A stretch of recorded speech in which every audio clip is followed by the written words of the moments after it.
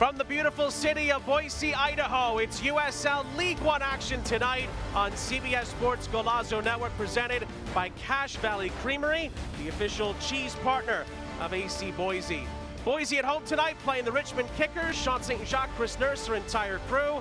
Great to have you with us. Both teams in dire need of a positive result tonight.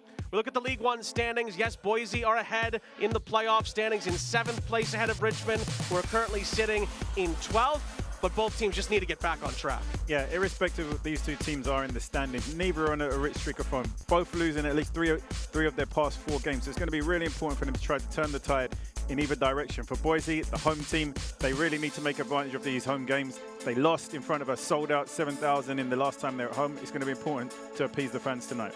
These two teams didn't meet all that long ago, 11 days ago to be precise. It was in Richmond, and Richmond got to such a great start. They were 2-0 up towards the end of the first half. The second half, Boise flipped the script. They left with a point. Yeah, being able to win at home is obviously, away from home is a huge advantage, and that's the challenge that Richmond Kickers will have tonight.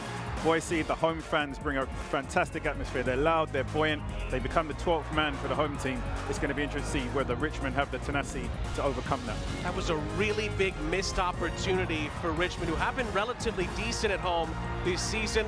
Boise gets a critical road point. They'll look to build on that tonight. Both of our players to watch made an impact in that game. We start with Boise and Dennis Kostashin. Yeah, one of the struggles that Boise have had so far this season is being able to convert chances. They've created the chances, is converting. This has been the guy who's been able to convert most frequently for them. It's going to be interesting if he can get back to a rich streak of form, get himself on the score sheet, and start to pick up wins again for this team. On the other side of the coin for Richmond visiting tonight, Tarek Panholzer has really been a strong guiding light for this group. Yeah, his head coach described him as a shining light, a young player who displays an intense level of professionalism for his age. He got the assist last time these two teams met, so it's going to be interesting to see if he can continue to live up that high level of praise that he's receiving from his head coach. Very excited to see how round 2 is going to play out between Boise and Richmond in USL League One play.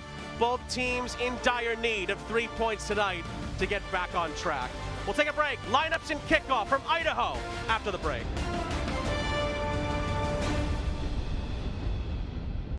My mom loves me the most. You can just sort of tell.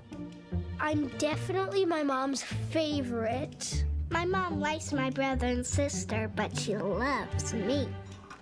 She makes me the tastiest, The cheesiest. the most deliciousness, Just how I like it. only for me, especially for me.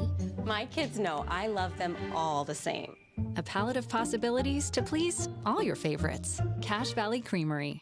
In 1977, Ford F-Series became America's best-selling trucks. 33 million trucks later, we've kept that title every year since.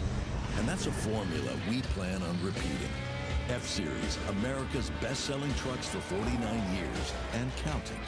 And Ford, the most awarded brand for initial quality among trucks by J.D. Power. Ford F-Series, built Ford tough.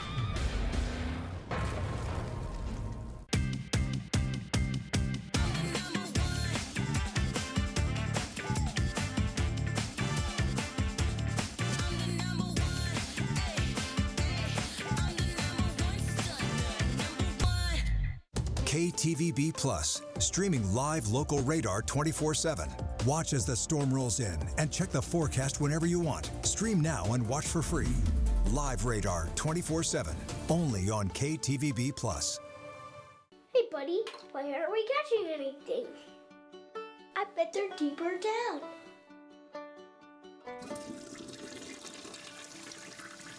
Mom? Unexpected plumbing issues? Diamond can help with prompt, reliable, high-quality service. Call the amazing team at Diamond Heating, Cooling, Plumbing, and Electric. From leaky faucets and broken pipes to water heaters and softeners, Diamond's 5-star heroes can help. Diamond. Your home's best friend. The USL on CBS is presented by Best Western Hotels and Resorts, the official hotel partner of the United Soccer League. Welcome back, everybody. Sean and Chris here with you. Player walkouts are sponsored by Idaho Ford Dealers, the official auto partner of Athletic Club Boise. Just about ready to go here on CBS Sports Golazo Network. Big one tonight in USL League One. Let's dive right into the starting 11s. They're brought to you by Idaho Ford Dealers. Chris, we start with the host, Boise.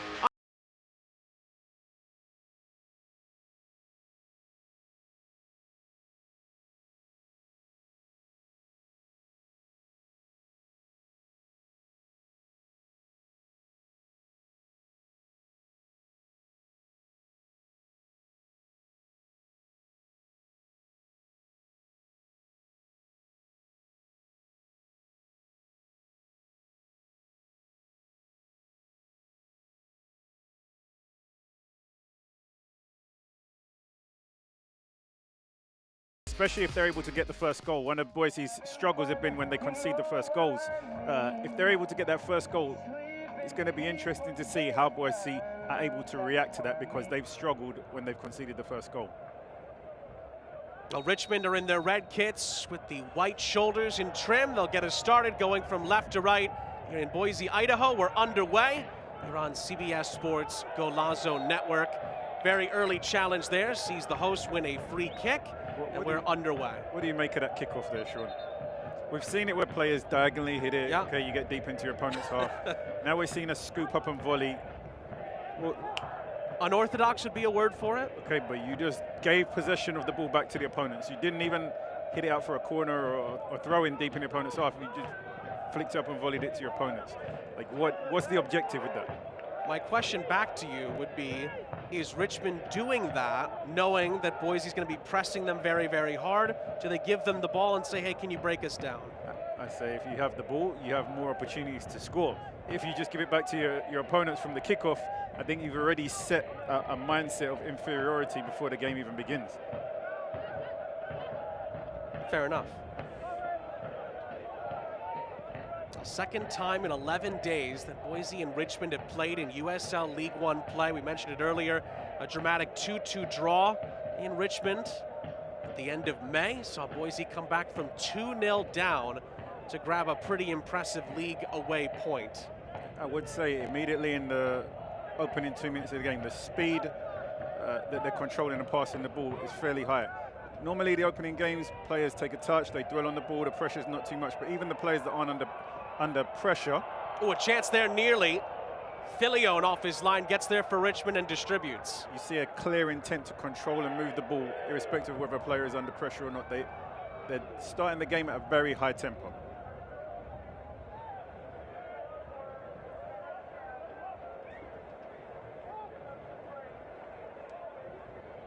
Certainly one of the things that Boise will try to play on with Richmond is that Richmond have been obviously dealing with some injuries. Some players are just coming back from injury in this 11, but also there's been a little bit of a lack of confidence in the group as of late. That was nearly played towards the penalty spot. It's going to nearly fall for a chance here in the middle, and Boise score inside of 2.5 minutes. Tumi Moshaban buries it into the top left-hand corner.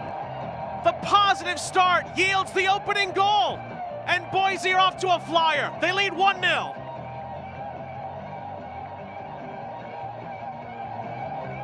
And I would say it's a very purposeful, intense start. As we spoke about, the speed of play, the ball movement, started the opening 2 minutes very quick, created a chance here inside the box. It's not a great clearance, gets bodied for the header, again reaching for the clearance, and it's a fantastic left foot strike on goal to give Boise the lead. But they've started off the game fantastically well. We spoke about one of their pain points so far this season being when they've conceded the first goal. They've done the exact opposite today, and they've got themselves on the score sheet first, which gives them the starting position. They're no longer starting from behind. They're no longer a mountain to climb. Now they can enjoy the game a little bit more with this fantastic fan base behind them. It's going to be interesting to see if they now drop the intensity of the game or if they sustain the tempo that they started with and continue to play at a higher rhythm. The South African Tumi Moshaban has played with Nate Miller, for Nate Miller, multiple stops along his journey in the USL system, most notably with San Diego. Moshaban didn't score a league goal last season, neither for El Paso or for Charlotte in USL League One. It's his third league goal of the campaign.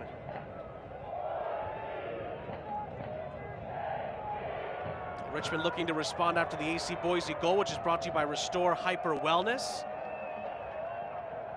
That would have been just the start. Nate Miller would have been hoping for in front of another packed house in Idaho tonight.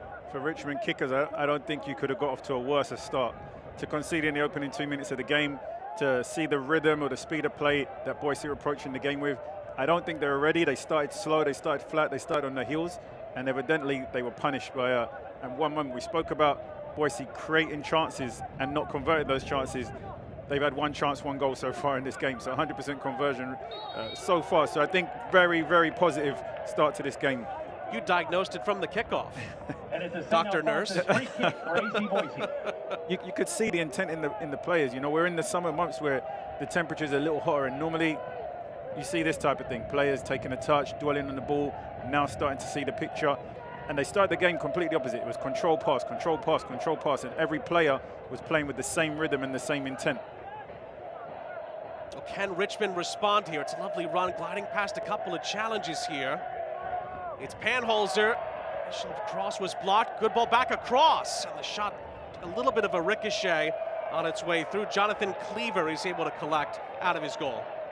Great opportunity there for Richmond kickers to get the equalizer. Top of the box, just scuffs the shot.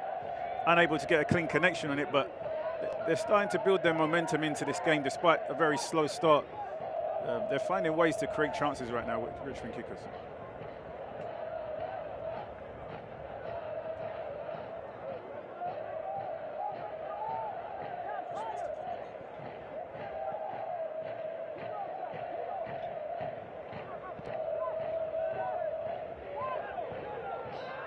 That's Charlie Adams, big player to have back in the fold, coming off an injury for Nate Miller's Boise tonight.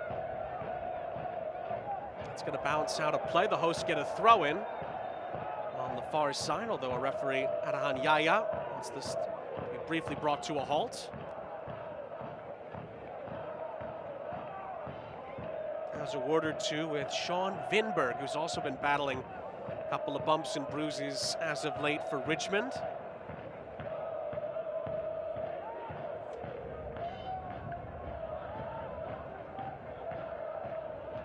There was a brief look there at Josh Yarrow. He was on loan from St. Louis City in Major League Soccer. Another player who has had experience playing under Nate Miller in the past with San Diego, most notably back in 2021. Was a regular with St. Louis City between 2023 and 2025. So we'll take a look at our keys to the game, brought to you by Idaho Ford dealers. Obviously Richmond's will be slightly amended, but they weren't able to get off to that swift start. Yeah, for Boise, exactly what they needed to do, capitalize on the chances created, and they've done that so far in this game. One chance created, chance taken. That's where they've struggled in previous weeks. It wasn't so much the creation of chances, it was converting those chances and allowing themselves to take the lead and essentially be able to control the game. So fantastic start for Boise so far in this game. For Richmond, the case was going to be, could they get the first goal? So Boise, you're looking for another one here that's just touched away out of the feet of Thomas Among. Adams picks up the pieces here and tried to slide it through for Nick Moon. Wasn't able to do so. For Richmond, the key to the game for them was being able to get that first goal, and obviously they've not been able to do that. When Boise have conceded the first goal, they've struggled. They lost a number of those games. On top of that, if Richmond were able to get the first goal, it would have silenced the fans, it would have quieted them down a bit, it would have put more pressure on Boise, which can sometimes lead to poor decision-making, irrational defending, and forcing the game a little bit more. Obviously, Richmond weren't unable to do that, so the cards or the game is firmly in the hands now of Boise. How they manage the game is going to be interesting, because despite their fast start, Richmond have been able to create some chances so far in this game. A really good chance moments ago that they weren't able to capitalize, but you can see the opportunity to score is still there. So it's going to be really interesting. I think something Boise really need to focus on as a collective is how do they go about keeping a clean sheet and really protecting their goal. You can see they like to press high. They're very aggressive, but the problem is when you do that, you do open up yourselves to be exploited in transition moments on the counter-attack. So it's going to be really interesting to see mentally and collectively how they approach the defensive phases of the game. Well, both teams are coming off of tough defeats in Brinks Tire's USL Cup play at the weekend. Very quick turnaround to a pretty packed fixture list, frankly, not just in League One, but in the Championship, and some more USL Cup play tonight as Nick Moon is gliding through challenge after challenge here. And on the return, Moon looks to get the shot away. He's brought down. Referee had a good look at that. Boise want a penalty. Referee says no. Play continues here on the far side. Cutting in for the shot, which is saved by Filion after Boise continue to put pressure on Richmond's defense. It's good work here in attack from Boise, but I would say the defending is a little juvenile from Richmond kickers. The 1-2 where he's able to receive the ball back in the first place. The ball's out wide here. You can see he's a lefty. He wants to cut in and get the shot. It's too far away for him to put pressure on the player taking the shot. Doesn't get any contact on him. And I think if he tries to bend this into the top corner rather than going central, it's in the back of the net, but he drives it central on the floor straight into the goalkeeper's hands. But some of the defending there from Richmond kickers, a lot to be desired.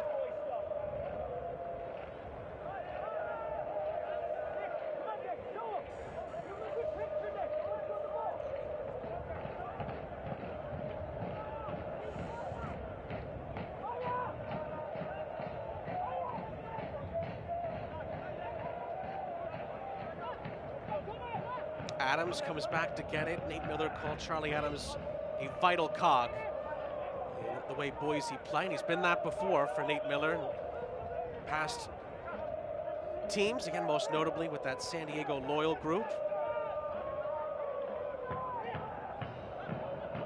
Although I'd probably guess that Charlie Adams has been the most important player in just about every USL team he's played in.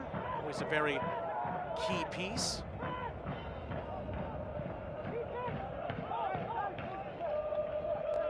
Certainly one of the players that Nate Miller has relied on during these tougher times for Boise, not always picking up results as of late. And this is one of the dangers, because Boise do have the lead now. They're slowing down the game a little bit, or maybe not continuing to do what worked for them so well in the opening 2 minutes of the game. I think if they continue to move the ball at a high speed and play at a high tempo, this is what makes Richmond very uncomfortable. They're able to shift, there's gaps, there's spaces that they can play in between, and obviously they're able to create goal-scoring chances. So I think they should stick to what's worked for them so far in the game. Don't deviate from that until the game gets a little bit more comfortable from a scoreline perspective.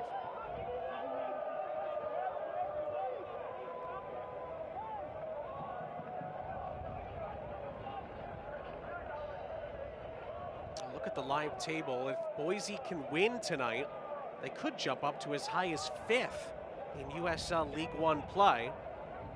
If Richmond could come back and win, they get very, very close to being in that top 8 conversation once again, currently sitting in 12th.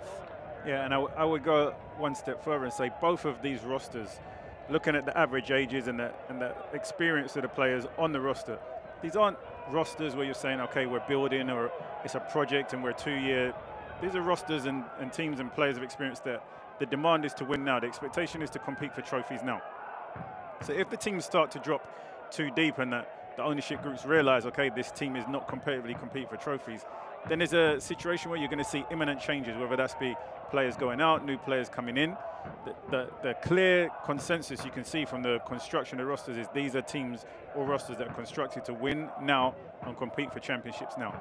And in order to galvanize your fan base and continue to grow, that's an important factor. You cannot be languishing outside of the playoffs and at the bottom of the table and expect your fan base to grow and your organization to grow. So winning obviously is part of the growth of the organization collectively.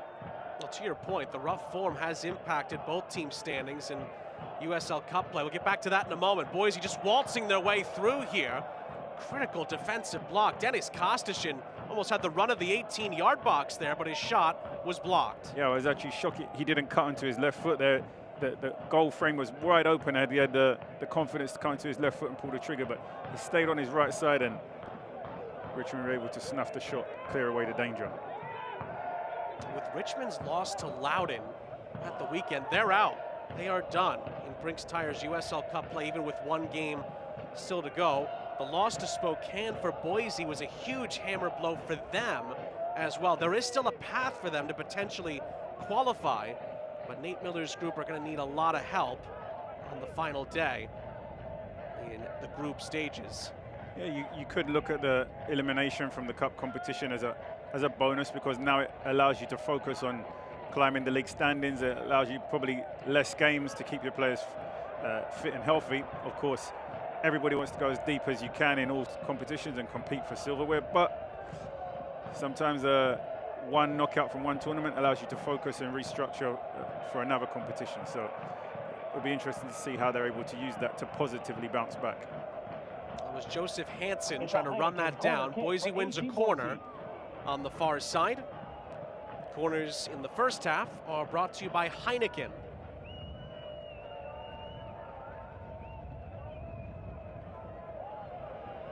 And with Charlie Adams trotting over, unless there's a short option available, an in-swinger would likely be in Boise's future here.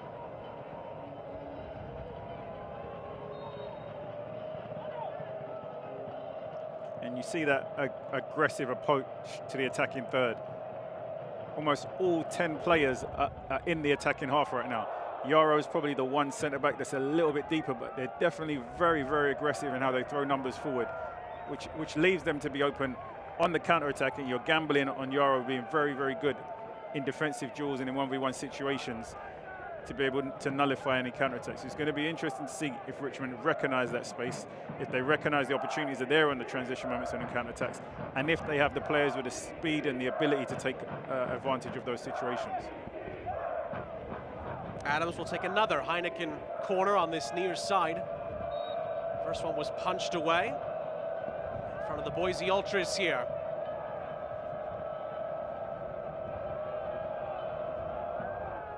Adams really fizzes it in there. Oh, and the header is wide.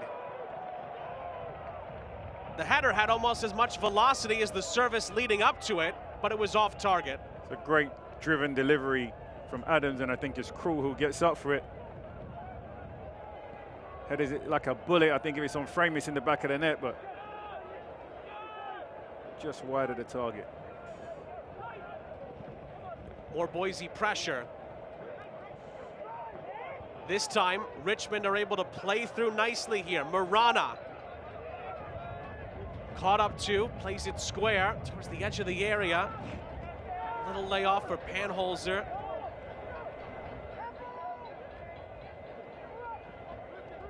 Back to Mujib Marana, who's forced to check it down to Sam Layton. Little flick on there into the middle. In the end, Boise are able to retrieve possession in their own half. Moon up ahead for Moshaban. And then Moshaban is stopped at his tracks by Owen O'Malley, and that allows Richmond to reset.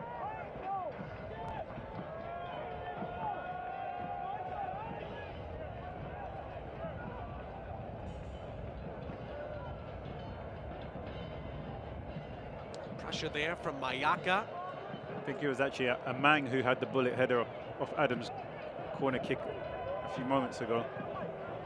Here is Nick Moon. This time Nick Moon can't skip past as many challenges as he could earlier. And then it's a poor foul by Kostashin to give Richmond a free kick.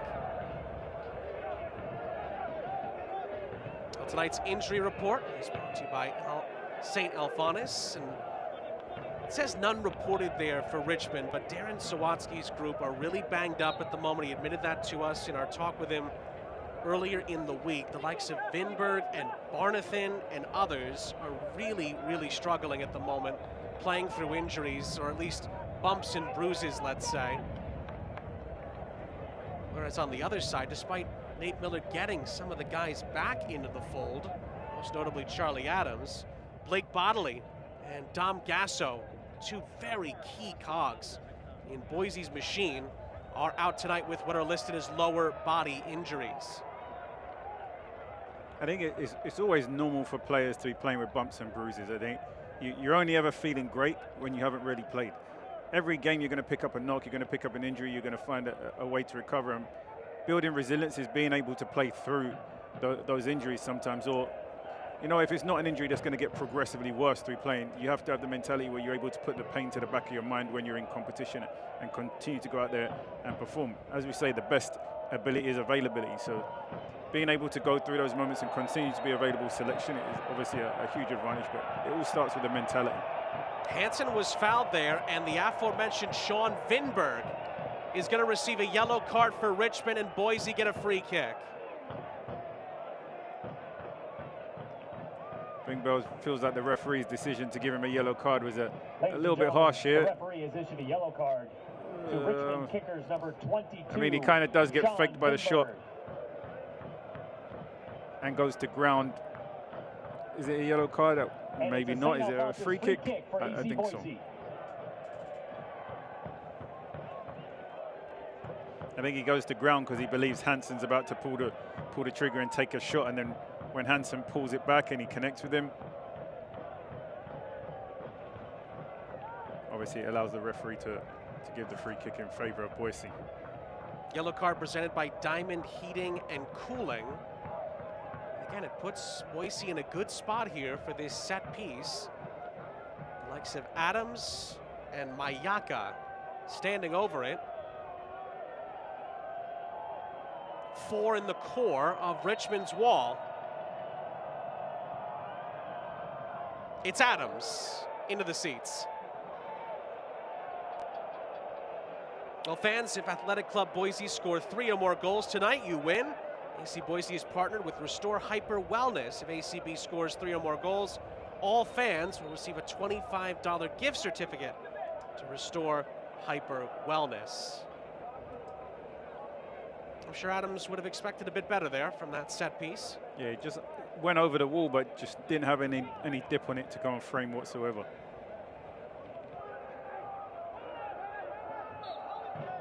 Krul's challenge eventually is blown dead by the referee. It's a Richmond free kick.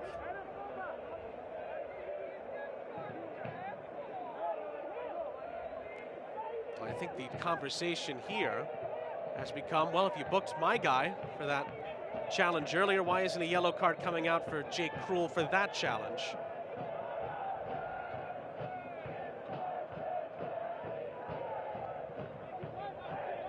I certainly don't envy the fourth officials that have to have those conversations week after week. Yeah, I think the fourth officials, you have to give them a lot of credit because they're there to kind of deflect and take the pressure away from the central referee.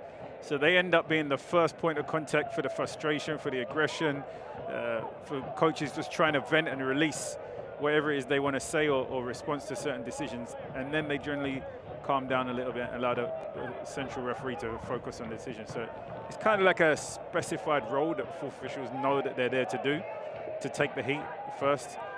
That allows the central referees to kind of focus on the game a little bit more. Foul and a free kick. Mayaka's challenge on Panholzer, and Mayaka receives a yellow card.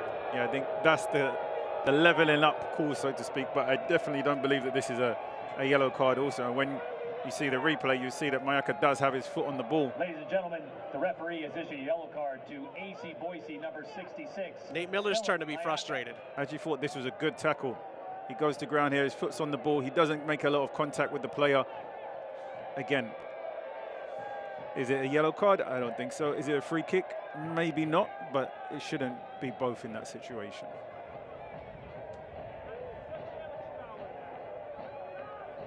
That's another yellow card brought to you by Diamond Heating and Cooling. You can really make the argument that neither should have been a yellow, but here we are. And it takes away from the intensity of the game because now you put the players in a situation where they're scared to make tackles because, well, the two that are already booked know they can't really afford to time any bad, and then the other players now are on eggshells because they don't want to miss time attack and also go into the book. So it kind of takes away from the intensity and the tenacity of the game a little bit. Richmond's turn from a set-piece opportunity. Austin Amer and Niels Seufert. It's been a very key piece. It's Amer. And he set his sights for that top right-hand corner. It was well off target. Yeah, I thought it was the right decision to try and go around the outside of the wall, but unfortunately it was way too high and probably didn't have enough speed to beat the goalkeeper, even if it was on frame. That time Moshaban was found from behind by Mujib Marana. It allows Boise to get back on the ball. Third-minute goal from Tumi Moshaban as Boise ahead. And they're looking for more here. Kostashin cutting it back onto his left. Hansen into the middle. And the shot from Among is deflected out. It's going to be another Heineken corner. Great work from Kostashin on the right-hand side there, beating his man down the line, cutting it back inside. This ball into the box, you thought Amang probably should have done a little bit better, whether he takes a touch and composes himself to finish, or whether he connects cleaner on the half volley on his first attempt. Probably should have done better with that effort.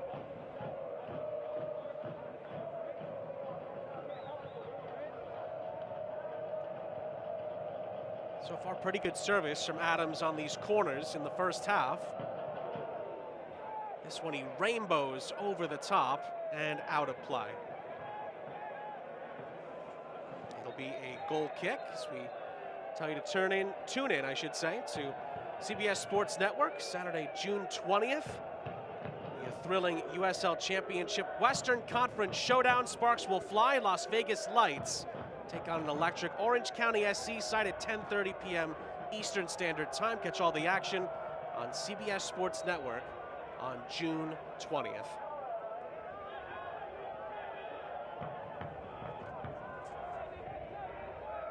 It's been a pretty impressive campaign from Danny Stone's Orange County. Very young group, but they're continuing to challenge at the top of the West in the second-tier USL Championship.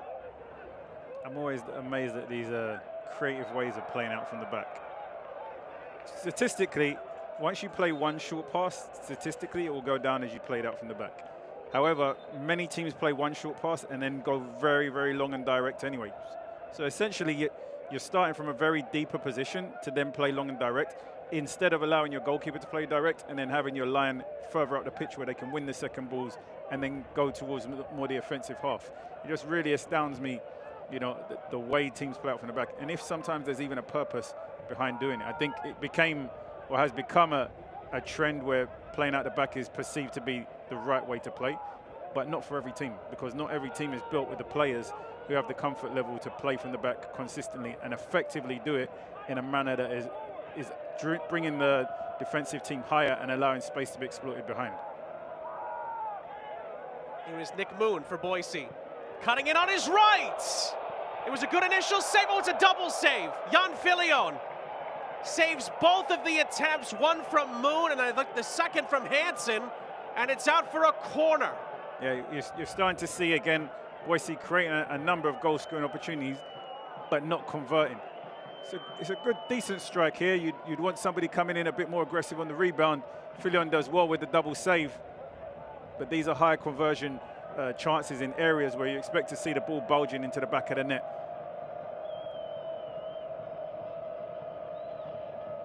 Adams from another Heineken corner. Again, puts the arc on it. It was nearly a free header. Yarrow was available near side edge of the 6, but it deflects out of play. Yeah, you can see Adams intentionally overhitting these in-swinging corners from the left-hand side, looking for the player at the far post to redirect it on frame. But Filion rightfully frustrated at the number of chances that he's having to face because the defensive shape and the pressure on the ball in the defensive third hasn't been good enough to prevent Boise from getting shots on goal. Yarrow debuted in the Cup for Boise. It's his only other appearance so far for the club other than tonight. Only scored one league goal in MLS play last year for St. Louis. There we saw again. I want to believe that when you play from the back, the objective is to bring the opponents higher, commit players so then you can break the lines and get behind them. If it's one pass and then you go diagonally, you didn't really do anything to change the shape of the opponents. In that case, you may as well let the goalkeeper go direct and allow your defenders to be higher, your midfielders to compete for the second ball, and your wingers to try and make runs in behind from flick-ons from the number 9. I think if you're playing from the back, then you have to connect 5 or 6 passes to bring the opponents a little bit higher, to get players to commit and jump out their shape, so then you can play in between the lines or exploit the spaces that they leave behind.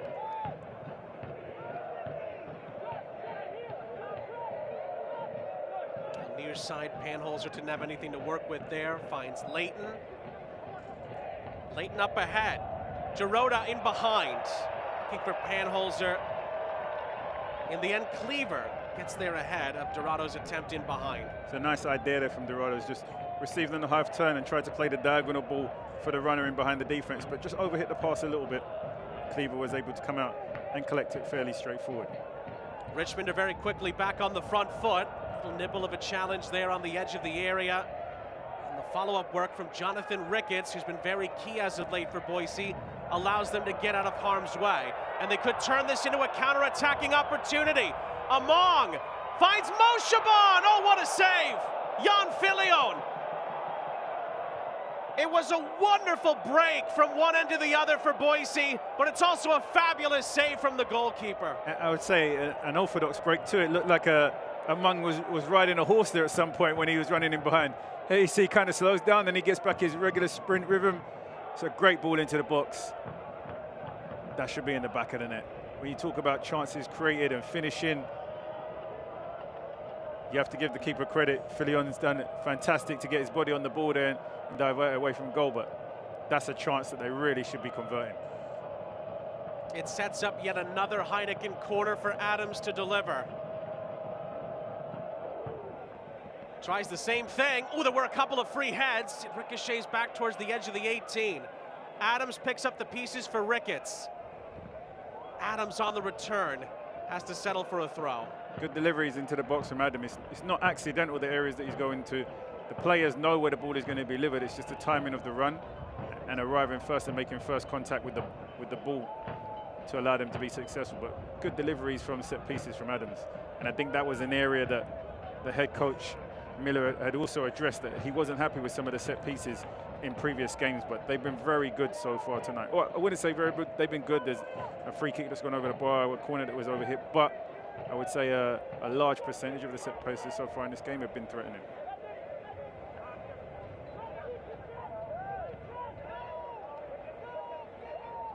Yarrow. As Boise trying to play through Richmond's pressure here. Mayaka has his head up, loops it over the top, and put a little bit too much on it. I think it'd be a tough argument not to say Boise have been the stronger team in this opening 30 minutes of this game. However, one goal is definitely not enough. You know, there was an opportunity earlier where the referee didn't blow for a penalty, but it was getting close. It could have easily been given as a penalty in the game, and then the game becomes tied despite Boise's dominance so far in this game. So they have to be really careful of not falling asleep, of not getting overconfident or comfortable with the lead that they have, and really going for more and converting some of these chances that they're creating to give them a little bit of a cushion. For sure, I think we're going to see a yellow card here for the foul, but maybe for kicking the ball away after the referee blows the whistle also. Well, Amer gets the yellow card for the challenge on Kostashin. As the referee, well, we'll see if the referee leaves it at just that. He gives it a yellow for the challenge here, and then this situation here where the ball gets kicked away after he blows the whistle. I wouldn't be surprised to see a yellow card issued there also. Richmond, number 18, Austin Amer. Well, the Amer yellow is confirmed. Another Diamond Heating and Cooling yellow card for Richmond. Didn't look like another yellow card came out after that. It was Espinal who kicked the ball away, but it looks like the referee just had a talking with him rather than brandishing the yellow card. 13 minutes plus stoppage time left in the half.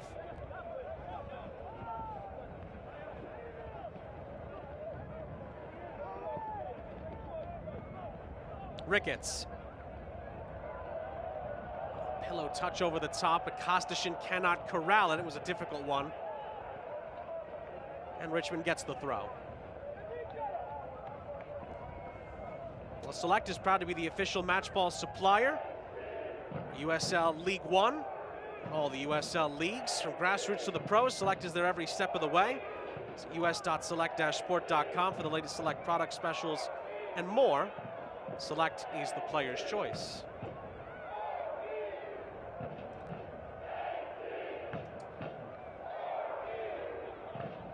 Sean St. Jacques, the former Guyana men's captain, Chris Nurse, our entire crew. It's great to have you with us. As we had anticipated, as we had hoped, it's been another marvelous atmosphere here in Idaho tonight. One of the things that Nate Miller mentioned to us, they've sold out every home game, including the midweek games as well. That says a lot about the early success that Boise have had from a fan engagement perspective. Yeah, I'll give you an interesting stat. So far, 33 minutes in this game, so maybe a third of the game is gone. So far, Boise have had 10 shots in the opening 30 minutes in comparison to Richmond Kickers 2. But interesting enough, you know, that if you carry that ratio through the course of the game, you're predicting maybe 30 shots over the course of the game. However, Boise lost to Fort Wayne. They had 30, they outshot by 30-7 against Fort Wayne and ended up losing that game. So their conversion rate needs to increase a little bit for the number of chances that they're creating. But they're on track again today to have 30 shots if they continue at the rate that they've started in this opening 33 minutes. Hansen controls, Mayaka out wide. It's fizzed across, so it's just out of reach of Moshaban, and before him, Kostashin. Both wonder how it hasn't ended up in the back of the net. Guess his time here. Amang just has so much time to take a touch, pick his head up and deliver the ball across goal. They've got to do a better job of getting out to him, stopping him, blocking the cross, because they're not necessarily doing a good job of defending the box very well. So you have to stop the source of the delivery rather than trying to defend the cross. I think it's Barnathan there who really should have got out and pressured Amang and stopped him from being able to deliver that cross so freely. And then at the other end, Espinal had a bit of a route to get towards the byline, but there's a foul away from the play against Richmond that essentially sees the attack fizzle out.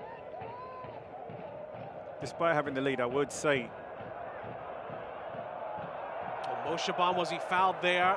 No, says the referee. Richmond retrieve it. Boise still lack, or seem to be lacking, that attacker with that killer instinct in front of goal. With the number of chances they created and the deliveries that have come in, a number 9 who's potent in front of goal could easily have had a hat-trick in these opening 35 minutes. Instead, we've seen a number of chances glimpse past the post, maybe not get connected with us so well, gone wasted, and it's still 1-0 in the scoreline. You don't get what you deserve. You get what you convert and what you finish, and I think Boise... A Moshaban shot there is blocked. Mayaka tried to pick up the pieces. Again, Richmond are a bit fortunate there. Boise getting ahead of steam towards their penalty area, not making the most of it. Yeah, Boise need to be more clinical with the opportunities they create. Otherwise, you're going to come unstuck a number of times where you've had the dominance, you've had the possession, you've created the chances, but maybe you end up tying the game and sometimes losing the game because you weren't clinical enough or having that killer instinct in the final third to seal the game off. At 1-0, this game really should be 2 or 3 put away already with the quality of the chances that they've had. But that's not the case, and Richmond are very much still in it. 2 of them in particular have fallen for the goal scorer. Moshaban in front of goal. Kostashin's had 1 or 2 decent looks as well.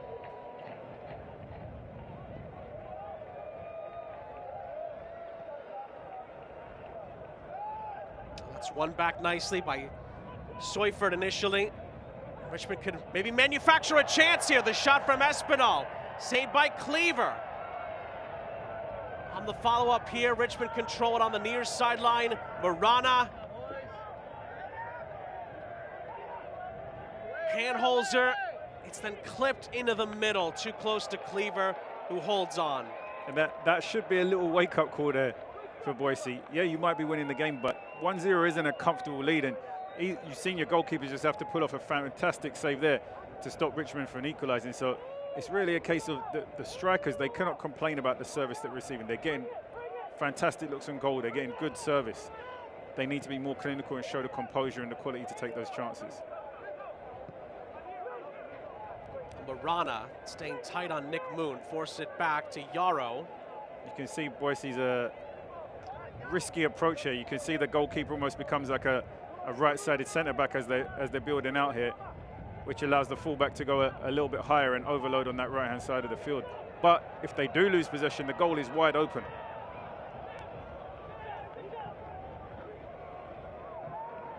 Well, a goalkeeper being involved in open play is certainly in Nate Miller's DNA. We've seen that plenty of times from his teams before.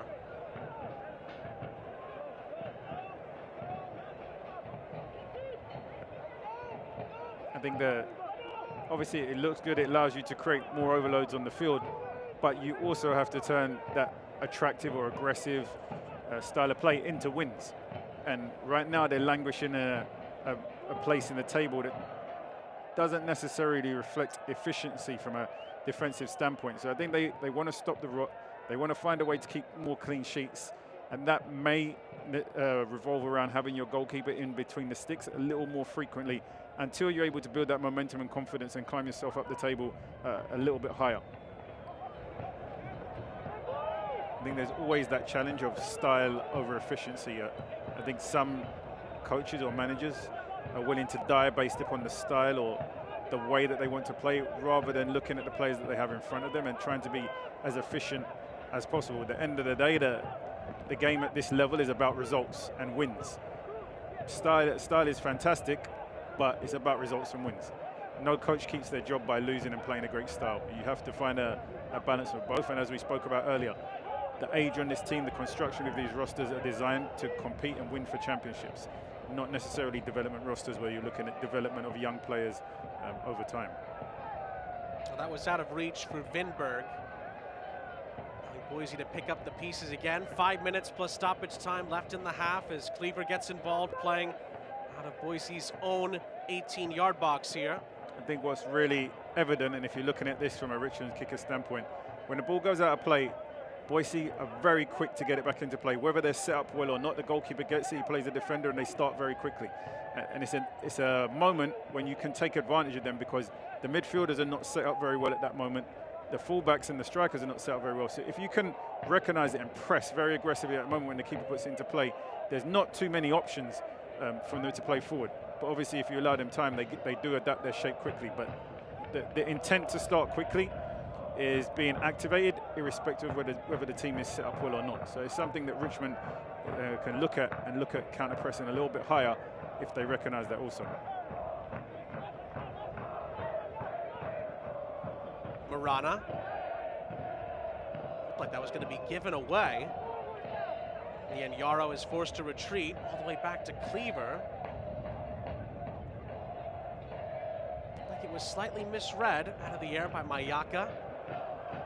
This is over the top looking for Moshabad, who's going to get there for Boise. Kostashin. Among in the middle. Adams on the edge of the area. Kostashin tight ropes it here, and it's headed in by Nick Moon. Oh, that was a beauty from Boise. Dennis Kostashin puts it on a silver platter, and Nick Moon gives AC Boise a 2-0 lead as we approach halftime. And I think you have to give the goalkeeper the credit, because that's where the play starts from. As Cleaver has the ball at his feet, he recognizes the Richmond kickers are pressing higher. He recognizes where the space is in behind. He plays the long diagonal ball behind. Moshabani reaches first, but this is fantastic work here from Kostashin. Cuts onto his right foot, clips it up to the far post. Moon arrives unmarked, nobody anywhere near him paying attention to him, and it's just an easy header on frame into the back of the net. But fantastic team play here. Starts with the goalkeeper, the run from Moshaban in behind, the quality delivery into the box from Kostashin, and obviously Moon in the right place at the right time gives Boise the 2-0 lead. It's Nick Moon's 4th league goal of the campaign.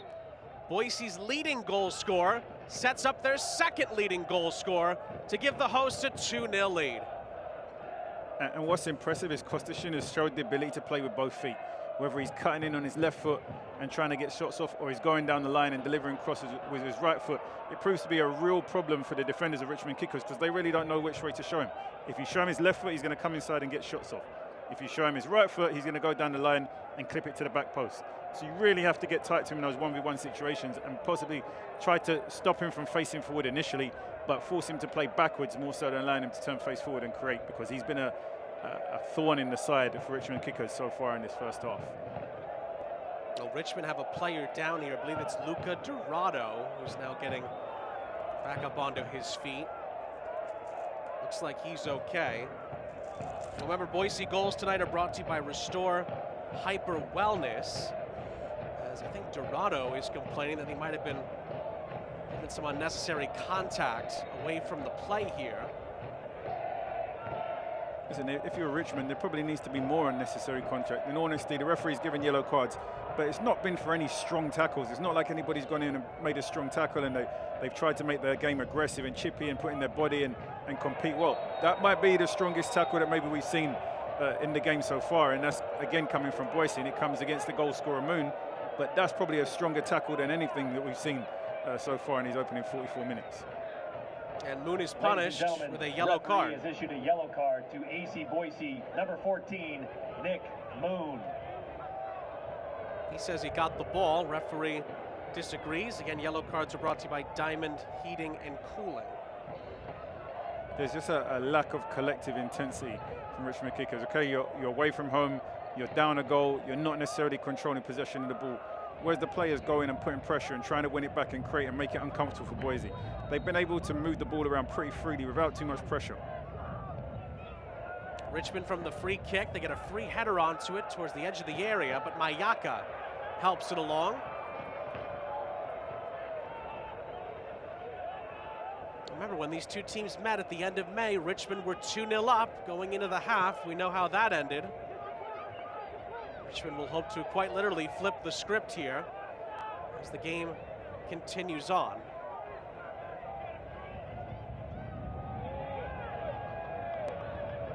No foul there, says the referee. Boise get the ball back.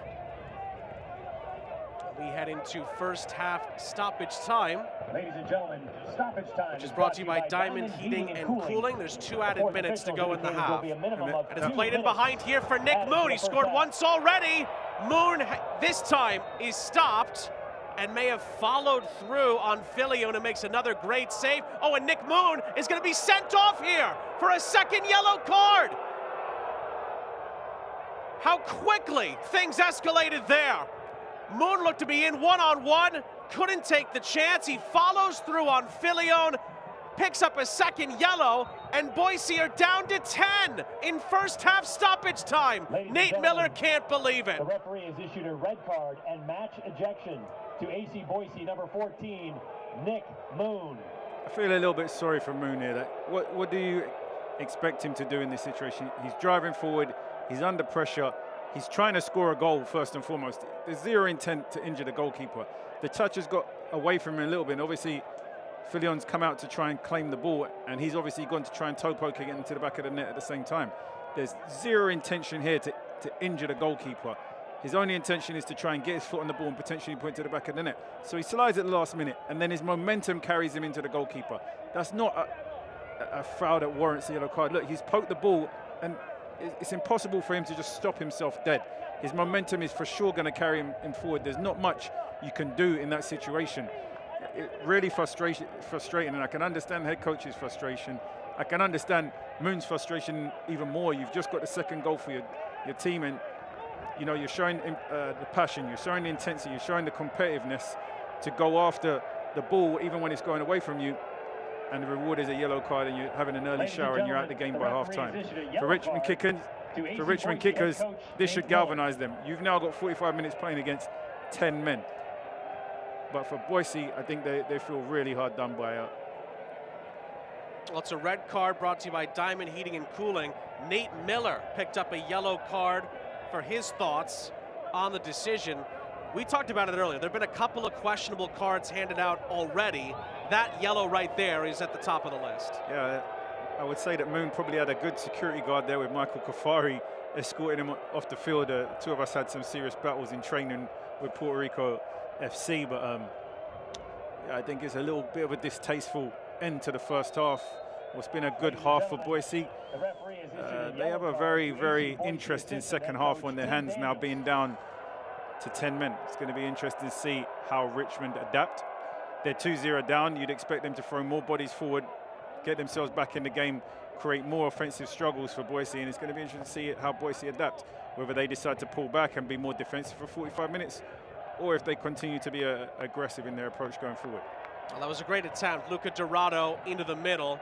Cleaver's going to hold on to it. 2 minutes are up at the end of the half. It is up to the referee how much longer we continue.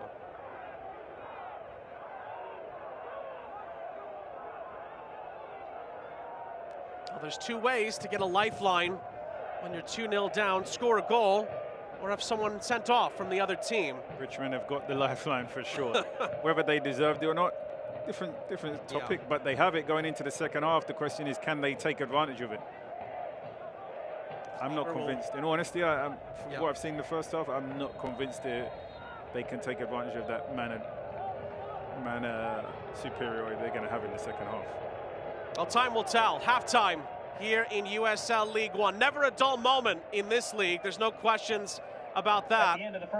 AC Boise are 2-0 up, but they're arguably the more frustrated of the two sides, believe it or not, going into halftime, Chris. Yeah, they're down to 10 men now. They have to re-strategize. Obviously, that's going to have a strain on those players having to play a man down for the next 45 minutes, but strategically and tactically, it's going to be interesting to see how both teams adapt.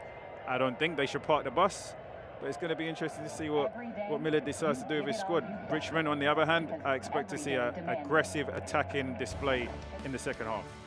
Goals from Moshaban and Moon give AC Boise a 2-0 lead. However, Nick Moon sent off for a second yellow card, and we have a very interesting second half upcoming here on Golazo. Halftime in Idaho. We'll be back after the break. Every business has a story. Maybe you're just getting started. Maybe you're expanding. Maybe you're ready for a fresh start with a bank that truly cares about your business. We're Banner Bank, and we want your business to succeed, to stay competitive, to get to the next level. And we have a long history of helping businesses just like yours. Banner Bank. Better ideas, better banking. Striker is on the move. He cuts inside. He dribbles past one defender. He's heading towards the box. He shoots. Goal! Heaven.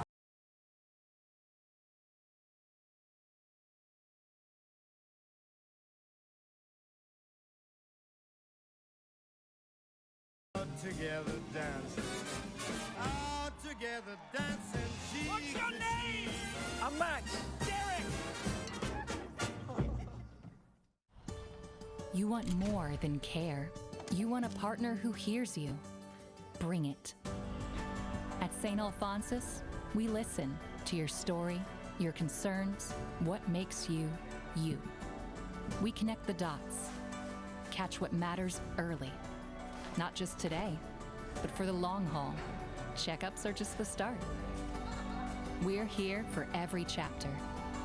So, bring it. From the beginning, Idaho has been home. Since 1968, we've stayed true to what matters most.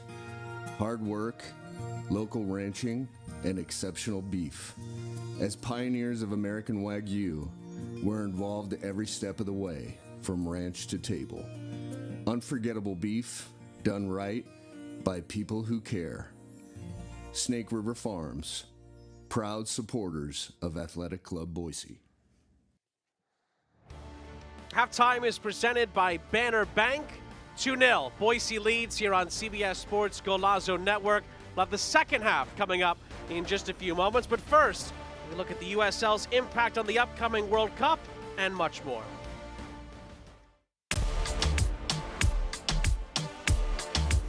Before the World Cup can begin, 48 national teams need a home. And home is a lot more than a practice field. They wanted a beautiful grass field and in a sort of secure facility with great access to gyms and all the other pieces around. Dan Rutstein had the honor of handing the keys to Orange County SC's entire facility to the U.S. men's national team. Why does it matter to you to have the U.S. national team at your facility? Look, if you can't get excited about a World Cup, then we shouldn't be in this business. It's obviously an enormous opportunity. We're happy for them. It's a great facility. We're happy for us. We're happy for our fans. So we can be talked about in the same breath as the home nation in a home World Cup. Orange County is joined by the Oakland Roots, who will host the Australian national team, and the Tampa Bay Rowdies hosting first-time World Cup team Cape Verde. When clubs spend multiple weeks in one building, the facility must accommodate an entire support system, not just the players. In a large country like the United States, travel can take a toll. Cape Verde's Tampa home sets up short flights to Atlanta, Miami, and Houston for its group matches. Australia will play matches in Vancouver, Seattle, and nearby Santa Clara. The U.S. team's longest journey is Seattle, sandwiched between two group matches in Los Angeles. But as the World Cup takes place, it's business as usual for the USL Championship. For Orange County, a worthwhile temporary adjustment. We're still training next door. The short-term pain of being not allowed to use our stadium for the medium and long-term gain of working with the US national team, we could never say no to an opportunity like that.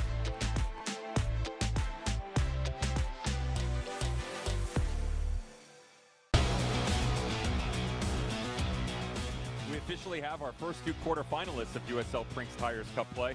We'll talk which teams are in pole position to grab one of the coveted 6 spots remaining. Hard to argue anybody's been more consistent than Sebastian Cruz on the field this year.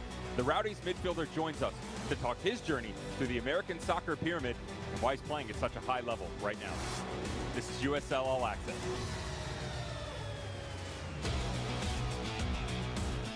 Stop and smell the roses, or the leaves, rocks, trees, sticks, and that one tree again.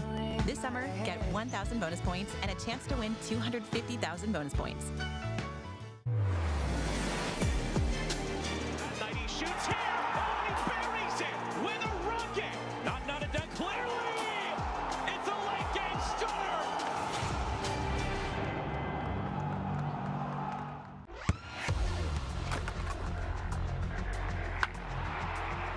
We all have goals. But let's be honest. Most of us aren't going to be professional athletes. But if your goal is to finish your degree, we can help. Come to a university that puts your goals first.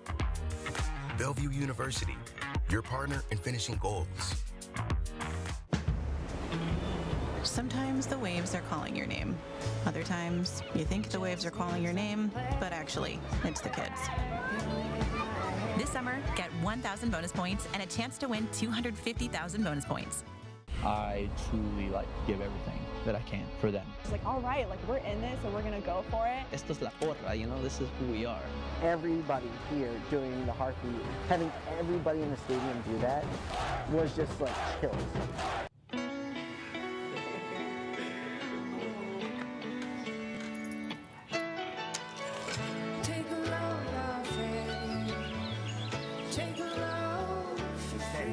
Today, we accomplished nothing. I mean it, not a thing. And it was kinda everything. This summer, get 1,000 bonus points and a chance to win 250,000 bonus points. In 1977, Ford F-Series became America's best-selling trucks. 33 million trucks later, we've kept that title every year since.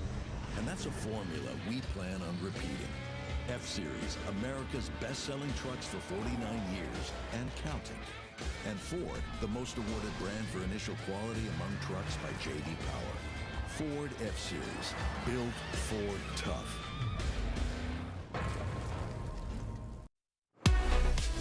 It is halftime in League One. We hope you're enjoying the match so far. I'm Dan Lucas inside the USL studio with a look at some of the headlines. In winning their first League One match in Week 14, Corpus Christi FC made some history. That 3-2 win is the second match in League One history to finish with 2 goals in stoppage time to erase a 2-1 deficit. The Richmond Kickers did it in 2022. Red Hot Sarasota Paradise collected its third straight win with a 2-0 USL Cup victory over FC Naples, the battle in paradise.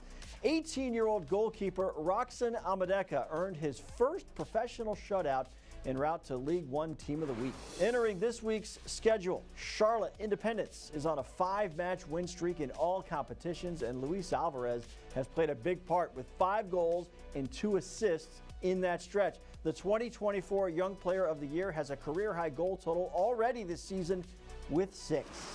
Upcoming national spotlight games on ESPN2, Forward Madison and Fort Wayne on the 17th. Saturday the 20th, Round 4 of the Prinks Tires USL Cup begins with Detroit City and Louisville City. And also that night, Las Vegas Lights in Orange County on CBS Sports Network, that game in the championship. This is the USL Halftime Update. Let's get you back out to your match.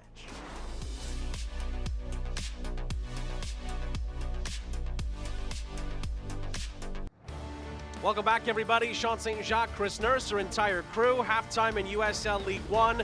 AC Boise leading Richmond Kickers by 2-0.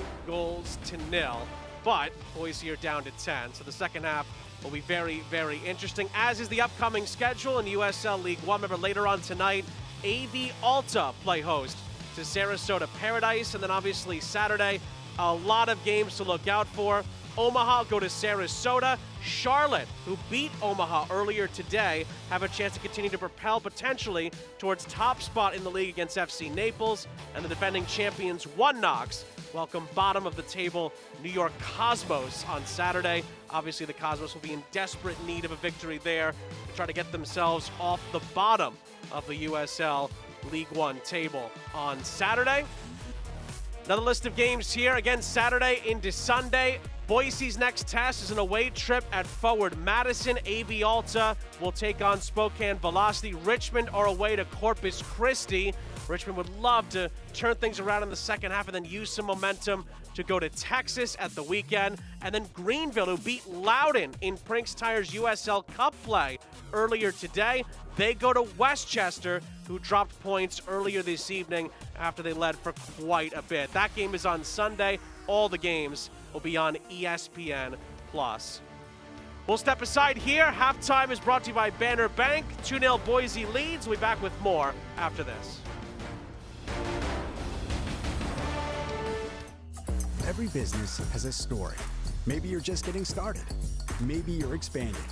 Maybe you're ready for a fresh start with a bank that truly cares about your business.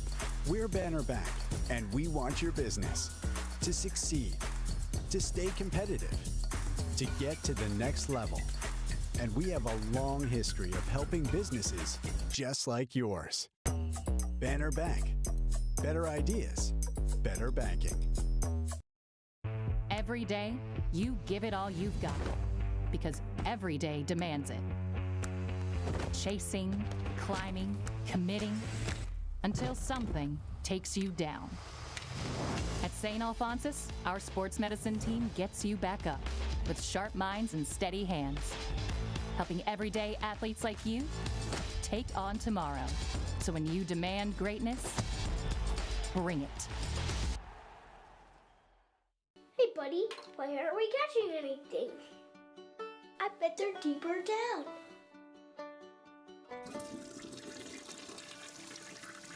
Mom?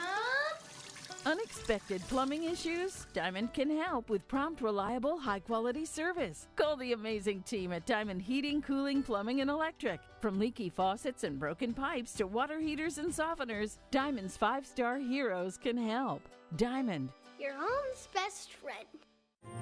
From the beginning, Idaho has been home. Since 1968, we've stayed true to what matters most. Hard work, local ranching, and exceptional beef. As pioneers of American Wagyu, we're involved every step of the way, from ranch to table. Unforgettable beef, done right, by people who care. Snake River Farms, proud supporters of Athletic Club Boise. The USL on CBS is presented by Best Western Hotels and Resorts, the official hotel partner of the United Soccer League. Welcome back in, everybody. Sean St. Jacques, Chris Nurse, our entire crew. Great to have you with us. Boise down to 10 at halftime, but they lead Richmond by 2-0. Our halftime highlights are brought to you by Banner Bank. And Chris, it didn't take the hosts very long to break the deadlock. Yeah, the opening 2 minutes, they were very efficient in the way they were moving the ball. This opportunity comes to the edge of the box, and Mashabane makes no mistake with his left foot, burying this into the back of the net to give them the 1-0 lead. They were in control of the game very early on. It was inside of 2.5 minutes to give Boise the lead, and they kept on going after that. Yeah, some great work down here on the right-hand side. Drives at the defender, questionable defending. Clips up to the back post, and Moon all three at the back post to nod this on target into the back of the net. But this really started from the goalkeeper, who started this attack with a fantastic diagonal ball in behind the defense. Well, that was the nice side of the first half for Nick Moon. He would then pick up 2 yellow cards and get himself sent off. This is the first yellow. Maybe that one you could give a yellow for off his feet.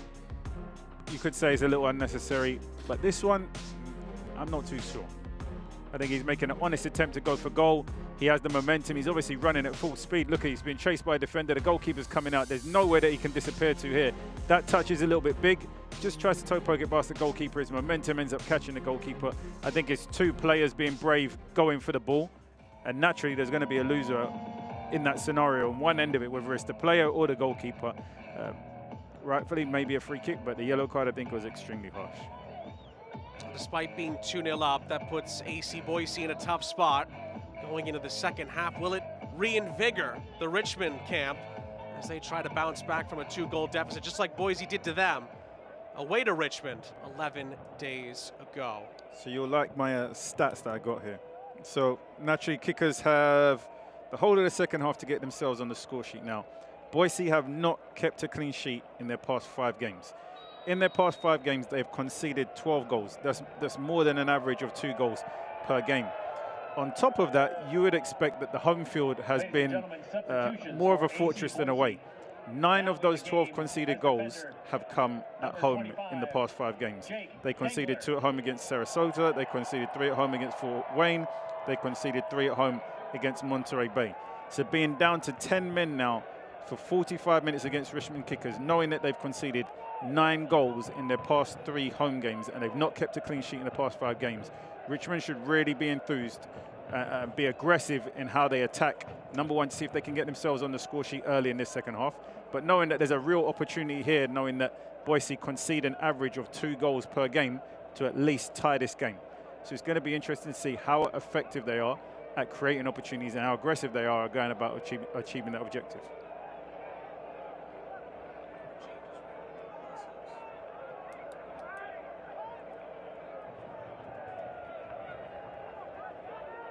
Also into the match for AC Boise, number 3, Keegan Euler. Coming out of the match. Well, both teams did make halftime changes, brought to you by Heineken Open Your World. Keegan Euler and Jake Dangler, the latter of whom's coming back off an injury, both come in. Hansen and Moshaban are sacrificed for Nate Miller's side. And then on the other end for Darren Sawatsky, no surprise here, bringing on their number 9, Josh Kirkland, who replaces Austin Amer, who was on a yellow card.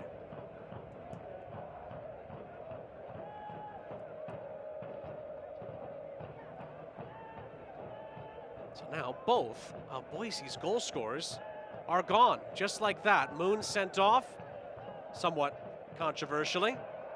And then Moshaban having to be sacrificed to get Jake Dangler in, who of course has been a defensive stalwart when he's been in there for Boise this season. He's on the ball here. 2 men on him, and he does find Ricketts around the corner. Nicely done. Yeah, you definitely get the instincts that Boise's substitutions are a little more defensive-minded, whereas Richmond's kickers are a little bit more offensive-minded, bringing on a number 9 striker, whereas Boise, on the other hand, took off offensive players and brought on defensive-minded players. So you could definitely see the approach, and you can see tactically Boise is sitting a lot deeper and allowing Richmond kickers to have possession of the ball without pressing them as much as they were in the first half. And if the result were to hold, Boise could end the night in 5th place in USL League One. But Richmond have their eyes set on potentially getting back into this and changing that narrative very quickly. The Ricketts challenge comes off of Richmond, and Boise will get the goal kick. And what Boise will do here, they'll take a little bit longer in everything. Getting the ball in play, free kicks, any stoppage, they're going to allow the clock to tick off a little bit longer. You can see their intent on keeping their shape, staying compact, staying disciplined, staying tight, and being difficult for Richmond kickers to break down. It's going to come down to kickers taking shots from distance, set pieces, corner kicks, really putting them under intense pressure in the second half to try and create as many goal-scoring opportunities as they can.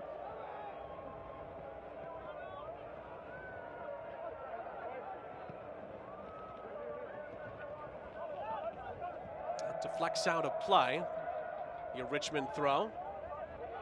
I would say that the kickers need to recognize the moment for urgency is now. Sometimes we see this type of approach to the game, and then the last 15 minutes, everything picks up when there's not much time left. I would say that if the quicker they're able to execute or initiate the urgency now, the more success they're going to have in the latter phase of the game, rather than leaving it to the last 15 minutes to really go chasing after it. I think they should go after an early goal in this second half. The shot from Owen O'Malley took a deflection, so Richmond will get a corner here. I think with Boise seemingly choosing to just sit back and try to absorb the pressure, they're going to cause themselves some real problems in the second half if they do that for the duration of the 45 minutes. They do still need to try and play. They do need to still try and create goal-scoring chances. As we mentioned, they've comfortably conceded 2 goals in each of their last 5 games. So it's not necessarily a team that has the confidence or the success of keeping clean sheets to say that they're comfortable seeing this out.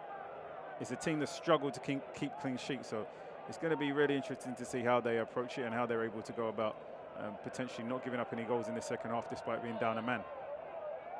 Oh, the tussle there. Dorado ends up committing the foul. Boise get the free kick and alleviate some Richmond pressure. A couple of good moments of interplay in that last sequence, but Richmond not able to get a shot away.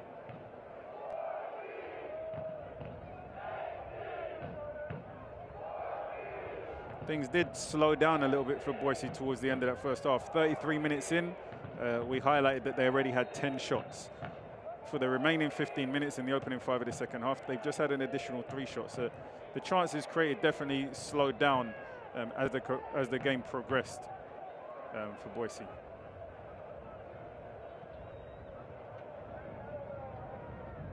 Of those 13 shots that they've had, 7 of those shots have been on target. For Richmond kickers, they've had 5 shots and just 1 shot has been on target. 1 shot from inside the box. For Boise, they've had 10 shots from inside the box, which is where majority of goals are scored. We know 99% of goals are scored from inside the box. So that's really the area that you want to get into when you're converting these chances, and they've done that numerous times so far in this game. Ooh, challenge there from Kostashin. No foul, says the referee. That was on Vinberg. Yeah, I think that is the line that you have to tread carefully, is that there's always that danger that the referee may want to even things up, so to speak, in the second half.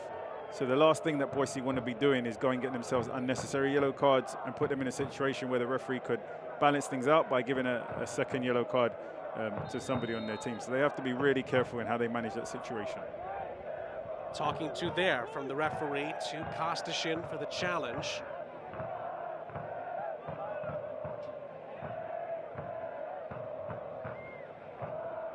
Which is an argument in itself, because there's not been too many times where the referee gave a warning before he gave out the yellow card. He distributed. So when the coaches are saying, you know, be consistent, that's what they're asking for. If the approach is straight yellow cards, no talking to, okay, be consistent. If the approach is managing it, having a conversation with the player first, and then brandishing the yellow card, if the behavior doesn't change, then to be consistent. And I think that would be the frustrations that the coaches have maybe had in that first half, is to be consistent with the approach to the game. If you're going to call it tight and it's not going to be a chippy game where you're going to allow free kicks and fouls to go, or you're not going to allow intensity and physical to have a big impact on the game, then be consistent with that approach. Chance for Richmond here, probing around the 18-yard box. Not the best of touches there from O'Malley, but Richmond keep it in possession. Barnathan up ahead. Poked forward by Seufert initially, and then Espinal was closed down. O'Malley again. Cross into the middle. He's blocked away by Euler and out for a Richmond throw. Quickly in for Marana. O'Malley. Didn't have too much space to work with. Marana tries again. He's linking up with Seufert, who gets it back on the return. You definitely see a shift in possession. Comes to the edge of the area. There was a brief chance there to maybe get a shot away. Boise in the end get the ball away, and they'll get a free kick as well. Kostashin doing the work. Definitely a shift in possession in the start of the second half in favor of Richmond kickers. However, it's not converted into any goal-scoring opportunities yet. Here we see the referee playing poker with his yellow cards again, just dishing out yellow cards for fun. Looked like it was Espinal who picks it up. Another diamond heating and cooling yellow. And if that did go to Espinal, you know, we had spoken about earlier in the game when he kicks the ball away, he probably should have been branded a first yellow card. this situation would have been his second yellow card, and both teams would be down to 10 men right now. Espinal wasn't given a yellow card when he kicked the ball, which is straightforward. Like that kind of doesn't even need to be negotiated. If you kick the ball away after the referee blows, generally you find yourself inside the book. That was another late challenge from Ricketts. Referee lets that one go.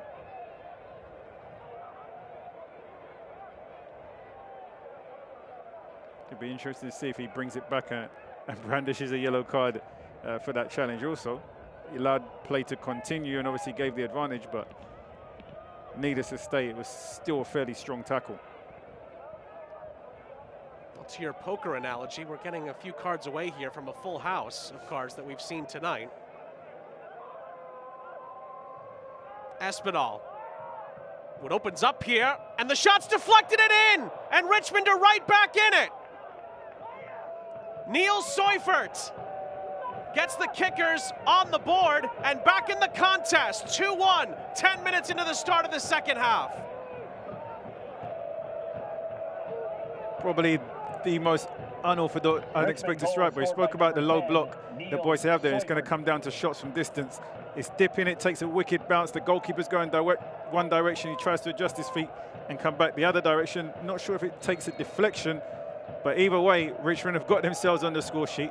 We spoke about Boise's inability to keep clean sheets. Now it's going to be interesting to see if Richmond have the momentum to go on and get that second goal now. It's the first league goal of the season for Seufert. And the German gets Richmond right back in the contest at essentially the snap of a finger. It's interesting, the surface. We haven't had much rain, but another card. Well, Seufert gets himself booked moments after that. What is it with goal scorers getting yellow cards tonight? I don't think that we're going to see the last of the cards for tonight. I think eminently there's going to be more players leaving the field earlier than expected. I think there's just far too many players walking on the tightrope to end up finishing this game. We've seen some of the moisture flicker up off the surface from the ball. Boise had the sprinklers on at halftime, which you would presume is to help the ball move quicker around the surface for the home team. But they might not get a lot of the ball at this point. I envision at some point it's going to be 10 versus 10. Given the way things are going, Richmond currently have, let's see, 4 yellow cards, I want to believe. Aimer came out the game, so there's 3 players on the field with yellow cards in comparison to Boise, who have just Adams on a yellow card. Moon obviously had an early shower, half-time, already ejected from the game with 2 yellow cards. So if you were a gambling man, you'd probably put the odds on the next exiting player to be on the Richmond kickers. It could be Espinal, Vinberg, Sufa. They're the 3 currently sitting on yellow cards who really have to be careful.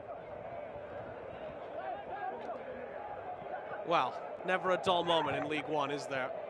Another challenge that was late from Kostashin, who again eludes the referee's ire there. The thing is, they're not bad tackles, but with the way the yellow cards have been distributed, exactly, these are the kind of tackles that have resulted in yellow cards. So you kind of wince every time somebody goes in for a challenge, feeling like they're going to end up being ejected from the game. Well, Marana put his chips in the middle there, so to speak, and sends it way out of play. It'll be a goal kick as we tell you that soccer season is here, and SeatGeek is the official ticketing partner of the USL. Get all your USL tickets and more from the #1 ticketing site. SeatGeek is your ticket to great seats. The onus is really on Richmond kickers here to go after this game. You're playing against a team that's conceded 2 goals every game when they've got 11 players on the field, let alone when they're now down to 10 men. You have to be able to take advantage of this situation for the whole of the second half. There's still a lot of time left to play. There's no rush. There's 32 minutes left to play. But the minimum that they should be walking out of here is with 1 point, which is a good point. You coming away to Boise and leaving with a point is a good point given the circumstances, the fan base, and everything to take into consideration. But they've got to be more aggressive and purposeful in their play. They've got themselves on the score sheet with a shot from distance. Up until that point, they had possession of the ball, but they didn't really create anything meaningful through the possession that they were having by opening up Boise or isolating players in wide areas or 1v1 situations. They've got to be better with the possession they have in terms of destabilizing the shape and the organization of Boise and creating those goal-scoring opportunities. We approach the hour. Boise led 2-0 at the half, but have been down to 10 since just before the end of the half. Nick Moon was sent off for 2 first-half yellow cards. Richmond getting a goal back from Niels Seufert to give themselves very much an interest.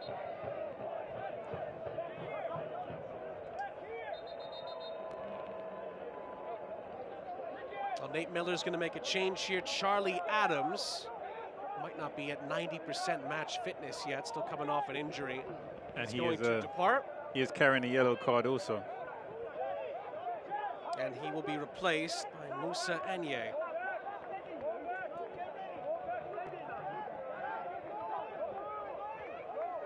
Another Heineken substitution. Again, another substitution, frankly, to shore things up defensively for Boise. Yes, so that's 3 defensive-minded substitutions that have come into the game for Boise. And I'm not sure, the margin's only 1 goal now, which means that you probably, whilst you do need to be smart defensively because you're down a man.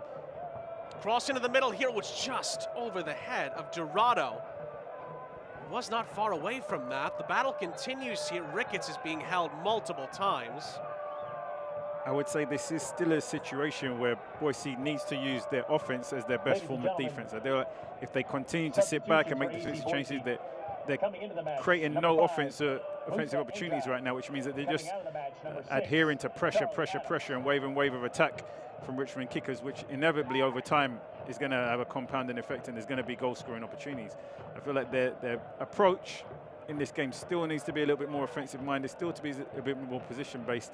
They're kind of content just defending clear rather than continue to try to build attacks. And they're good enough, and they've shown they've been good enough so far in this game to continue doing that, even despite being down a man.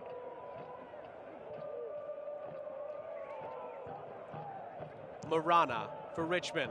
I think that sometimes when you make a defensive substitution, your cross is deflected out for a corner. You immediately shift the mindset of the team to like, okay, we're just going to sit in and defend now, because that's what the substitution represents. If you bring on an offensive-minded, the mentality continues to think, okay, we're still going to play and create opportunities and goal score.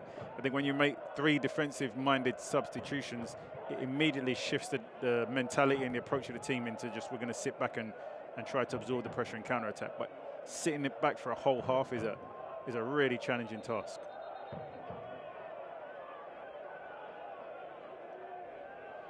One or 2 moments away from the ball here that the referee has spotted. Be careful. Espinal especially. Is on a yellow. Yep. Ricketts is not, but they both get a talking to here.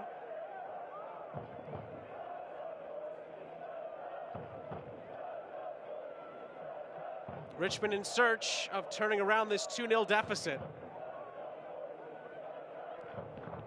And from the corner, it's caught by Cleaver.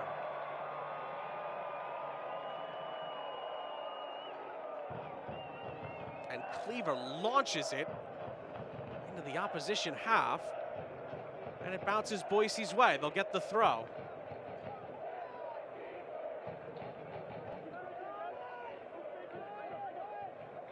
Some of the rule changes for the World Cup are pretty interesting, huh?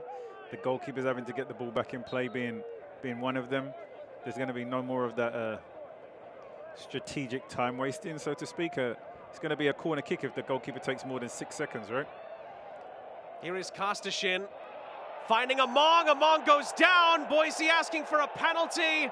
They get a corner instead, and Richmond can't believe that decision. So the question is, if a man kicks it out, then it's a goal kick. It's a Mother Earth Brewing corner kick for AC If the Boise. defender kicks it out, it's obviously a corner kick. It'll be interesting to see who actually gets the last touch on this ball. It's close, but I think the referee may have got this one right. It looks like Vinberg gets his toe on the ball, toe pokes it out for a corner click, and Amang doesn't get the final touch. Does Amang dive? I think there's enough contact where it's acceptable to go to ground in that circumstance. I don't think he's play acting. I think there's generally enough contact where he's within his rights to go to ground. Richmond were asking that question as it's palmed away by Filion. Quarters in the second half brought to you by Mother Earth Brewing. Did that go out of play again? Richmond would have headed back into the penalty area. It looks like it just sneaks over the end line, and we'll get another Mother Earth Brewing corner for Boise.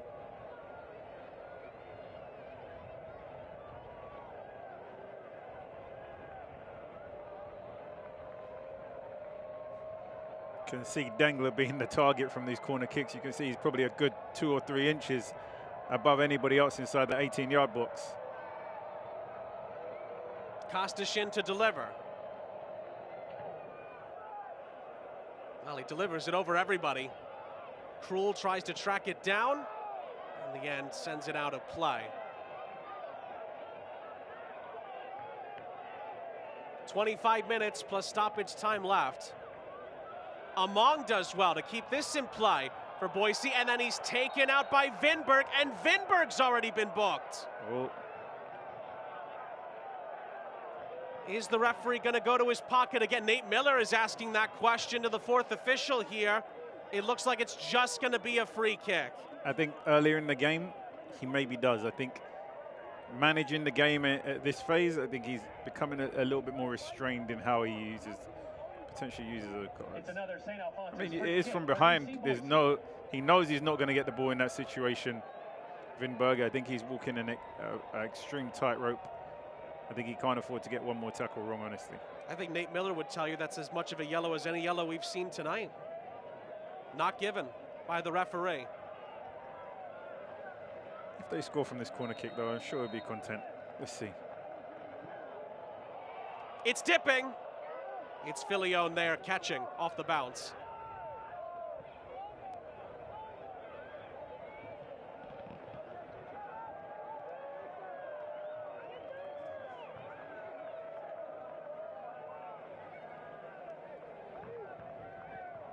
Vinberg, Seufert, Espinal, all on yellows who are on the field for Richmond at the moment. Mayaka is the only player on the field for Boise who's on a yellow, and Nate Miller was also booked in the first half for his thoughts on the red. So the differentiation in efficiency of both these two teams. So we spoke about Boise's opening 33 minutes where they had 10 shots when they're obviously competing 11 versus 11. Richmond kickers now have been playing the second half almost 20 minutes with a man up. They've only had 3 shots in the second half, and only one of those 3 shots has been on target, and obviously that's the one that they scored. Marana stands this into the middle. Espinal right down the middle, and Cleaver makes the stop. 4 shots, 2 on target.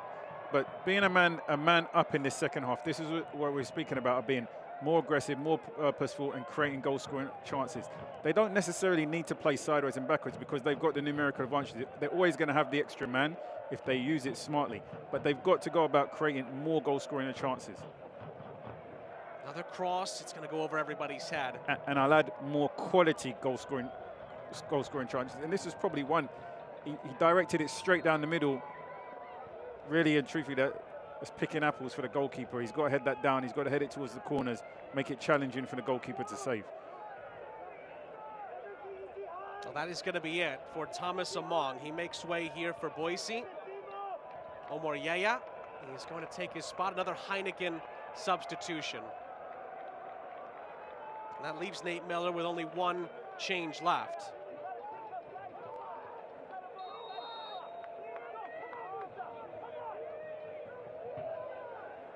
Nothing, too, from a Richmond standpoint. Darren Sawatsky still has 4 substitutions left. We'll see how he uses those as it continues on here. Leighton gets that challenge absolutely right.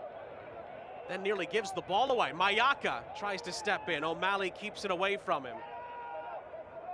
Yeah, there's a well-timed tackle there from Leighton. Ladies and gentlemen, Substitution for Brought AC forward by Boise. Mujib Marana. Coming into the match, number 23. Here is Omar Seufert. Leia. Coming out of the match, number 22, Tomas Amon. Espinal. Trying to fit it through a very tight window. Tries to keep his control. Yarrow is all over him, however. Defends it and clears it. And eventually, Richmond will get the throw off the Ricketts boot out of play. Cross towards the penalty spot. Again, it's touchdown. Chance to maybe get the shot away. And again, it's well off target under some defensive pressure.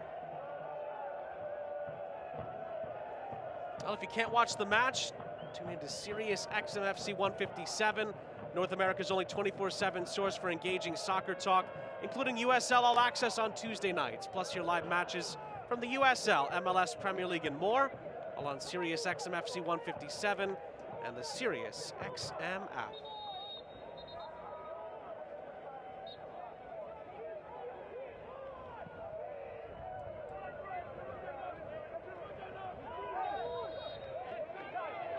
Whistle goes, 20 minutes plus stoppage time remaining here in Idaho. Boise trying to hold on to their 1-goal lead and the 3 points, and Richmond kickers chasing after that equalizing goal and potentially trying to tie things up.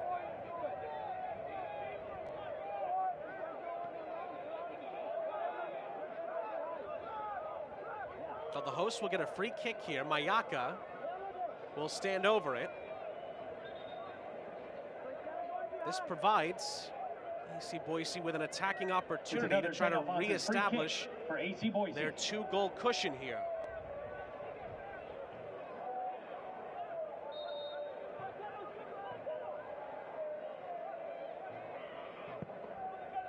Sent in by Mayaka. Oh, the goalkeeper spills it, but they say a foul is called. And Filion, who's been really good tonight, this time gets let off the hook. Looked like he just took his eyes off the ball a little bit there and dropped it, but the referee had a better view than us, was closer to it. Blew the whistle for an infringement. Marana for Seufert. Marana trying to poke it through for Kirkland. It's cut out by Dangler. But Richmond wins it back again. O'Malley can't fit it through. Mayaka clears.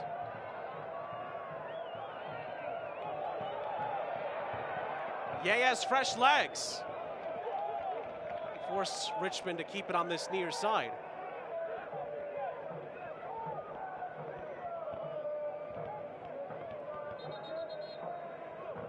Vinberg has not taken the throw from the proper position to back up a few steps, and then gives the ball away. Well read by Ricketts. Kostishin not on the same page with the substitute Yaya.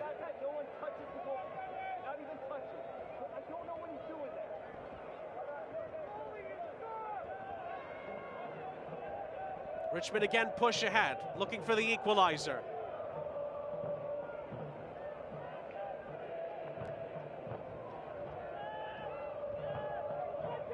Barnathan.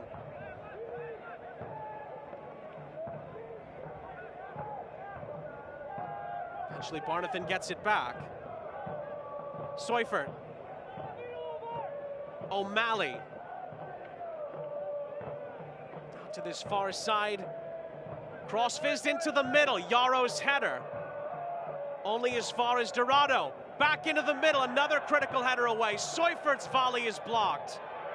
Another critical header from Ricketts, who gets the header on it a second time. Cushioned down by Barnathan. Seufert. O'Malley from Marana.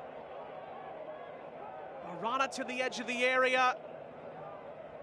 Another chance maybe for O'Malley. The cross into the middle is blocked. It falls for O'Malley, who stumbles over it, lost his footing. And then the eventual follow-up cross from Panholzer is deflected out for a corner. We've seen just about everything tonight. Yeah, I was trying to see what formation Boise have adapted to here. It looks like they're almost going into a 5-3-1 formation. A strong line of 5 across the back, 3 players trying to cover the middle, and then having one striker as an outlet should they win back possession of the ball. We wondered when Darren Sawatsky was going to go to his bench, still has 4 changes he could make. He's going to make at least 3 of them right here.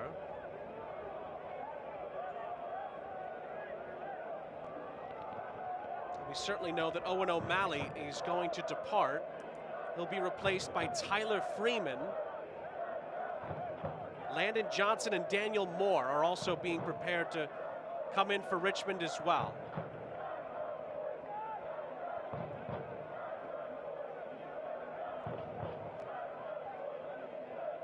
So Vinberg, O'Malley, and Dorado all out. Johnson, Freeman, and Moore all in. 3 Heineken substitutions. So Richmond have 1 left as well. From the corner, Dangler is there. And the kickers will settle for a throw with 15 minutes of normal time left. For sure, the substitutes are going to bring on some fresh legs, but as we often see, when 50% of the starting roster changes, the chemistry and cohesion and connection between the players on the field suffers a little bit also. So it's going to be interesting to see from a fluidity point, from a chemistry and cohesion standpoint, how they adapt to that. But definitely there's going to be what you'd expect, an insertion of fresh energy going into these last 15 minutes for Richmond kickers. Well, Barnathan, neither one thing nor the other with that ball in behind. It's a goal kick. Yeah, and as we spoke about, they have the numerical advantage, so you can be a little bit more patient. There's not necessarily a need to try and take wild shots from 30 yards when you have an extra man. You want to be a little bit more patient in the attacking third and create real quality goal scoring opportunities.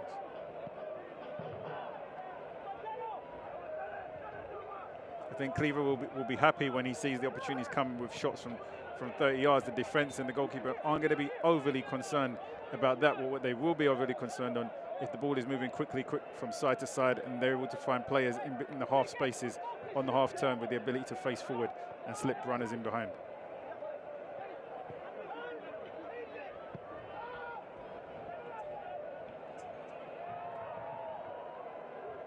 It falls from Arana.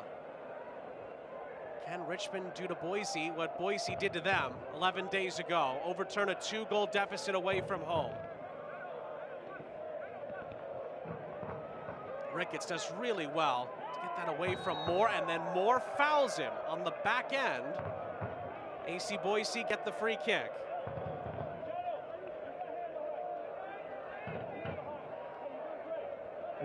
Ricketts has been one of those players for Nate Miller who has just been so consistently good throughout the campaign, and has been one of the players he's leaned on during some of these tougher times as of late. I think the adaptation in Boise's tactical formation is when they're out of possession, they almost drop into a 5-3-1. Then when they're in possession, they go into almost a 3-5-1. So those 2 outside players are still jumping between the defense and the midfield line to provide that support defensively and to provide that support going forward for the midfielders.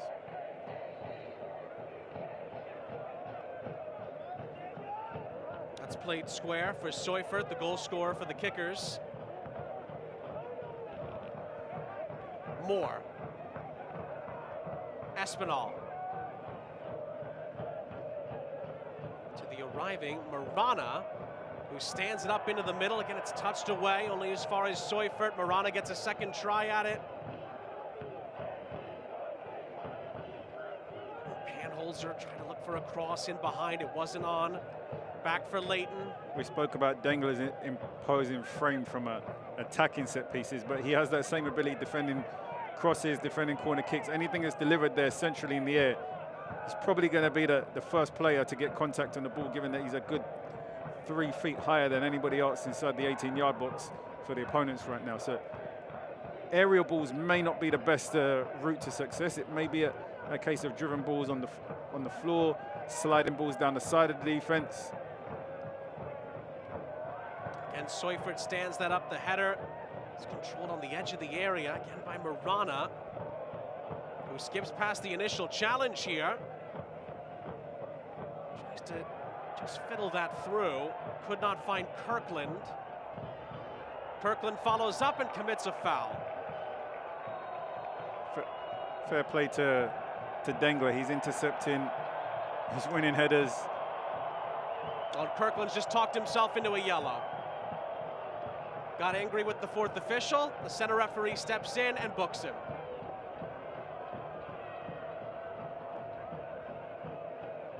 It's again another one where you may share his frustrations, but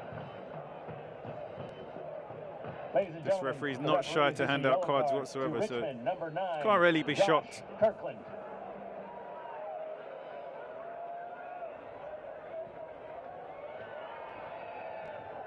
We've just been told the official attendance, 7,211. Another sellout. AC Boise have sold out every home game, every midweek home game so far this season.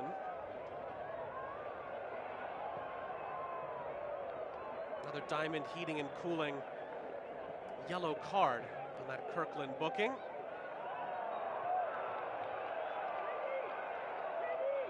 And then a free kick. Allows AC Boise to alleviate some of this Richmond pressure with 10 minutes and still stoppages left. Yeah, over the top was the target. Couldn't get on the end of it.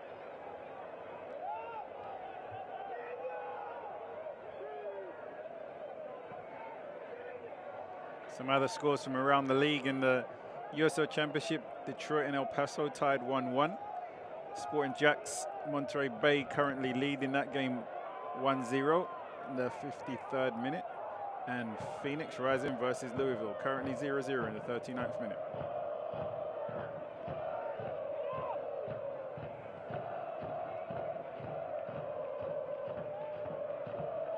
Marana for Freeman. Nowhere for Marana to go forward. Has to check it back down towards the halfway line. Barnathan on this near side. Seufert. He tried to thread the needle in behind, but Landon Johnson was well covered. And Dengler, we've mentioned his name a few times. He's become pivotal at the back line there in terms of snuffing out some of these opportunities for Richmond kickers. Whether the ball's been delivered in the air, whether it's been tried to be slid down the side, he's defended well since he's come into the game. Well, eFootball is here. Live your dream, rep your team. Play as your favorite USL Championship club. eFootball is free to play. Download now. Oh, wow. That's going to be another yellow card. This time it looked like it was Sam Layton who was the guilty party. What's the record for yellow cards given out a game currently in USL League One? This had to be getting close, no? I'll have to check. I feel like this had to be really close to the record for yellow cards. Sam Layton. We're in at least 7 right now, right? Well, if you count the 2 from Nick Moon, I believe that's now 8. And if you count Nate Miller's yellow, I believe that's actually 9. It's pretty. Combined, of course. I can't imagine there's been a game when there's been more than 9 yellow cards, unless there's an actual ruckus at the end, surely. I actually should have been that. Nate Miller's makes it 10 yellow cards. Yeah. 9 on the field, including the 2 yellows for Moon. Nate Miller's off the field is number 10. This had to be up there for the one of the games with the highest yellow cards, and it's not been a dirty game in any aspect whatsoever where you could say, no, that was a chippy game or a dirty game. There was tackles flying in everywhere, there was aggression. That's not necessarily been how this game has played out whatsoever. I should say it is USL League One. I wouldn't be surprised if we've had one that's had more. 10, come on. It's League One, that's all I'll say. We've seen crazier. That is stood up into the middle. Again, not a very dangerous cross, but Richmond follows up here. Espinal couldn't get a shot away. Cleared away only as far as Marana. Marana stands it up into the middle. Another good header away by Dengler. That's why he's in there. Only as far as Moore. Moore recycles it for Barnathan. Marana continues to be the outlet for Richmond. He lays it off. Layton. Crowd trying to help Boise hold on to the lead here. Marana Into the middle, another good ball, but it skims over the top of everybody's head. Moore tracks it down. Moore goes at Ricketts. Cross deflected. Comes out for a chance here, and Marana skies the volley. And Boise survived the sequence. And we keep mentioning it, but Dengler continues to get first contact on every ball that's played into that defense. Whether it's in the air, he's been getting his head to it first. There it comes in a little bit lower. He's the first one to get contact on the ball and clear it away. They have to try and steer away from Dengler in the way he's performing tonight. You have to get players in the box who can dribble and take players on, maybe commit somebody and slice someone through. At the moment, the crosses from distance is about to make Dengler man of the match in the time he's been on the field, because he's dealing with everything straightforward.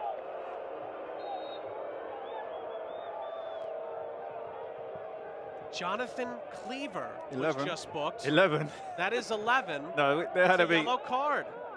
This has to be a record, I'm telling you. It's incredible. I was joking when I said poker, but. Ladies and gentlemen, the referee has issued a yellow card to It's AC been pretty Boise, remarkable. number 18, Jonathan Cleaver. The happiest people will be the good people at Diamond Heating and Cooling. We keep mentioning them for every card. Honestly, if I was still playing in a game like this, I would have probably been sent off in the warm-up. I don't think I would actually make the start of the game. Euler up ahead, cannot find the substitute, Omar Yaya. There's still 4.5 minutes plus stoppage time left. Boise have been able to hang on just about, at least for now. They've been down to 10 since Nick Moon was sent off at the end of the first half. Moments, of course, after he gave Boise a 2-0 lead.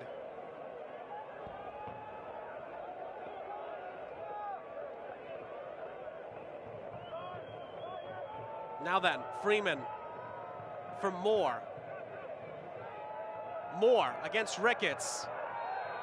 And Moore fouls Ricketts in the end. Really strong defending, and Boise get the free kick. Excellent defending there from Ricketts. Just patient, bides his time, and picks the right moment to get his body in front and protect the ball and win a free kick. Or it was going to be shielded and run out of play either way, but really good defending there from Ricketts up against Moore.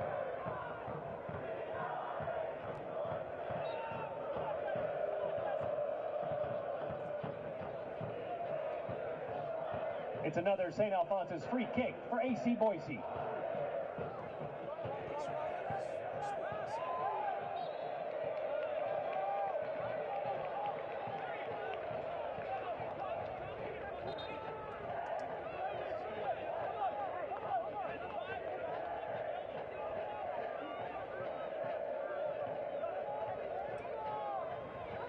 Well, I have to say, the referee, because of the, let's say, streak he's been on tonight, referee, and should say the players really, should just not engage with the referee at this point. You're in danger of talking yourself into a yellow at this rate that we're at. Yeah, this is where you're looking at your leaders on the field. They're the ones who have to take responsibility for the group and just encourage the guys to keep it stum and don't put themselves in jeopardy or potentially going to the book also. That time it was Moore with good defending on Ricketts at the other end, and Richmond are back on the ball. Still time left in this game, but I just don't feel like Richmond have done enough with the additional man to really get that tying goal. Dengler again clears away the Marana cross. Yeah, with the pressure, but Richmond very quickly get back on the ball here. Espinal. And the outlet to Mujib Marana.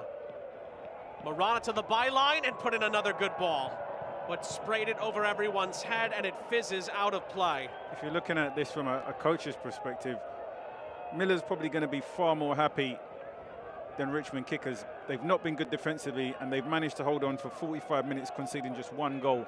When for the past five games, they've conceded 2 goals with the full 11 players on the field. So they'll take that as a step forward defensively, being able to defend for 45 minutes despite being down a man. For Richmond kickers, that will reflect really poor.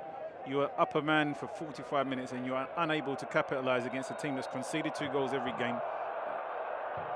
and unable to get the equalising goal against them despite them being down a man. That's not going to reflect well on the confidence of these players. It's not going to reflect well on their goal-scoring abilities, and it will compound things further in terms of their league positioning right now. When this game started, they were in 12th. Well, if you're not able to turn around a 2-goal deficit against a team that concedes a lot of goals, 9 goals at home in their past 3 games. Oh, it pinballs around the edge of the 6. That was a critical defensive intervention from Boise. The pinballing bounces their way. Cleaver, in the end, corrals it. That's a key moment.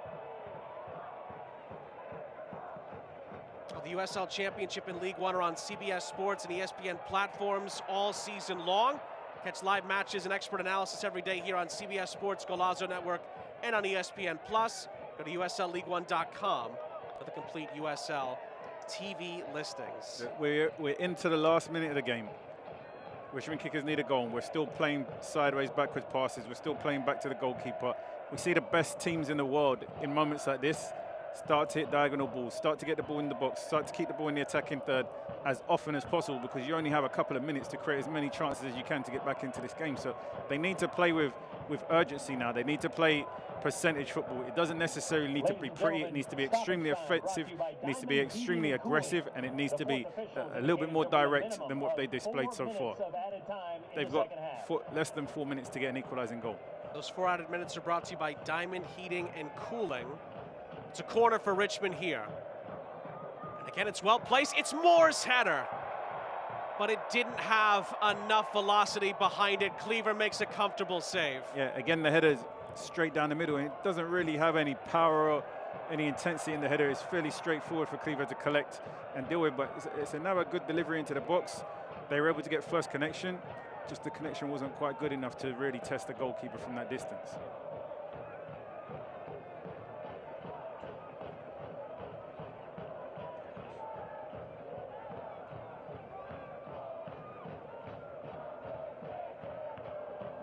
Mayaka, who is on a yellow card. Nibble challenge there. Just a free kick.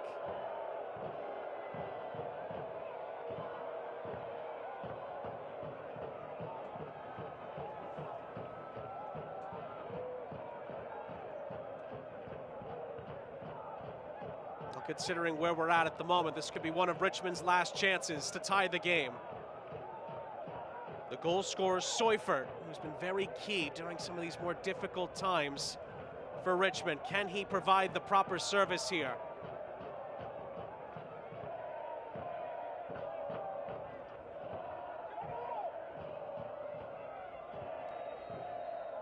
Delivery's got to stay clear of Dengler. Seufert's ball in is headed, and it's wide. It did take a deflection, however. It's going to be a Richmond corner as the ball missed the target completely. They get a second bite of the apple here.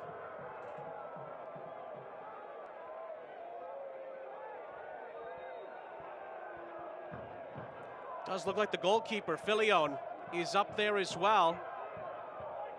Going right up against his opposite number, Cleaver. But it's headed away by Dangler, who again is in the right place at the right time. Richmond's net is empty at the moment. It's clipped back into the middle, and Cleaver catches. He outlets with 1.5 minutes left, looking for Kostashin. It's out of his reach.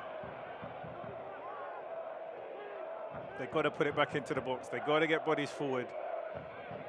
Less than 60 seconds remaining in the game. They go to the edge of the area. It's a poor flicked on header as far as what's needed is concerned. And Cleaver can take at least a couple more seconds off the clock. There's about 1 minute remaining.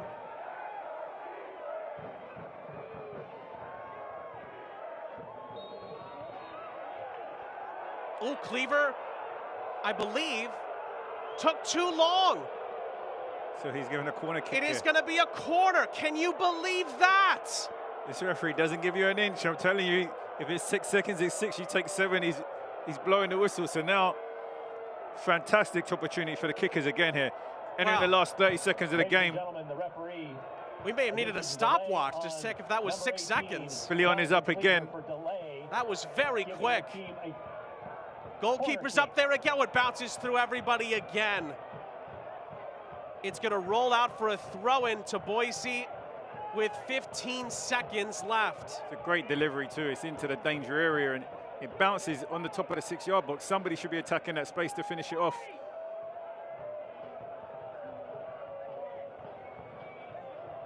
To be fair, at least from my count, that was over 6 seconds, but it wasn't by much. Yeah, you don't really have the time to be trying to organize or tell players to go anymore. You've got to be collecting that ball and preparing yourself to distribute. Well, in the end, that moment did not come back to bite Boise in the end. How much more time will there be left? Could you imagine the emotions? Well, no time is left. That is it. Full time. The 10 men of AC Boise hold on for all 3 points tonight. Nate Miller's side were given quite the wrinkle at halftime, but they hold on for all 3 points to get back on track in USL League One play. Richmond not good enough, a man up in the second half, and the spoils go to the host. They win it by 2-1. You can see the relief in the body language from the Boise players. It's really a victory and 3 points that they felt they needed to get. Stop the rot. But for the Richmond kickers, not looking so good. You said it earlier, Chris. Richmond had 45 minutes with a man up to try and overturn the 2-goal deficit. They're not able to do it in the end.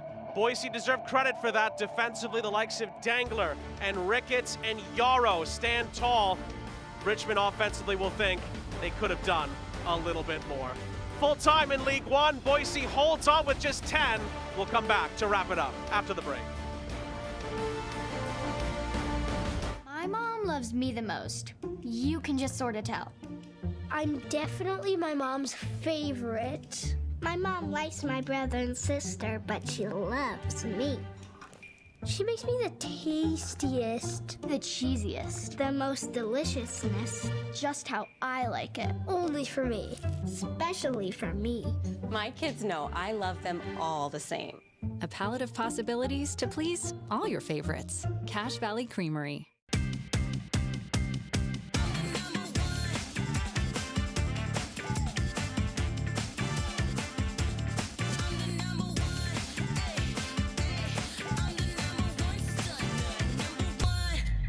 KTVB Plus, streaming live local radar 24/7. Watch as the storm rolls in and check the forecast whenever you want. Stream now and watch for free. Live radar 24/7, only on KTVB Plus.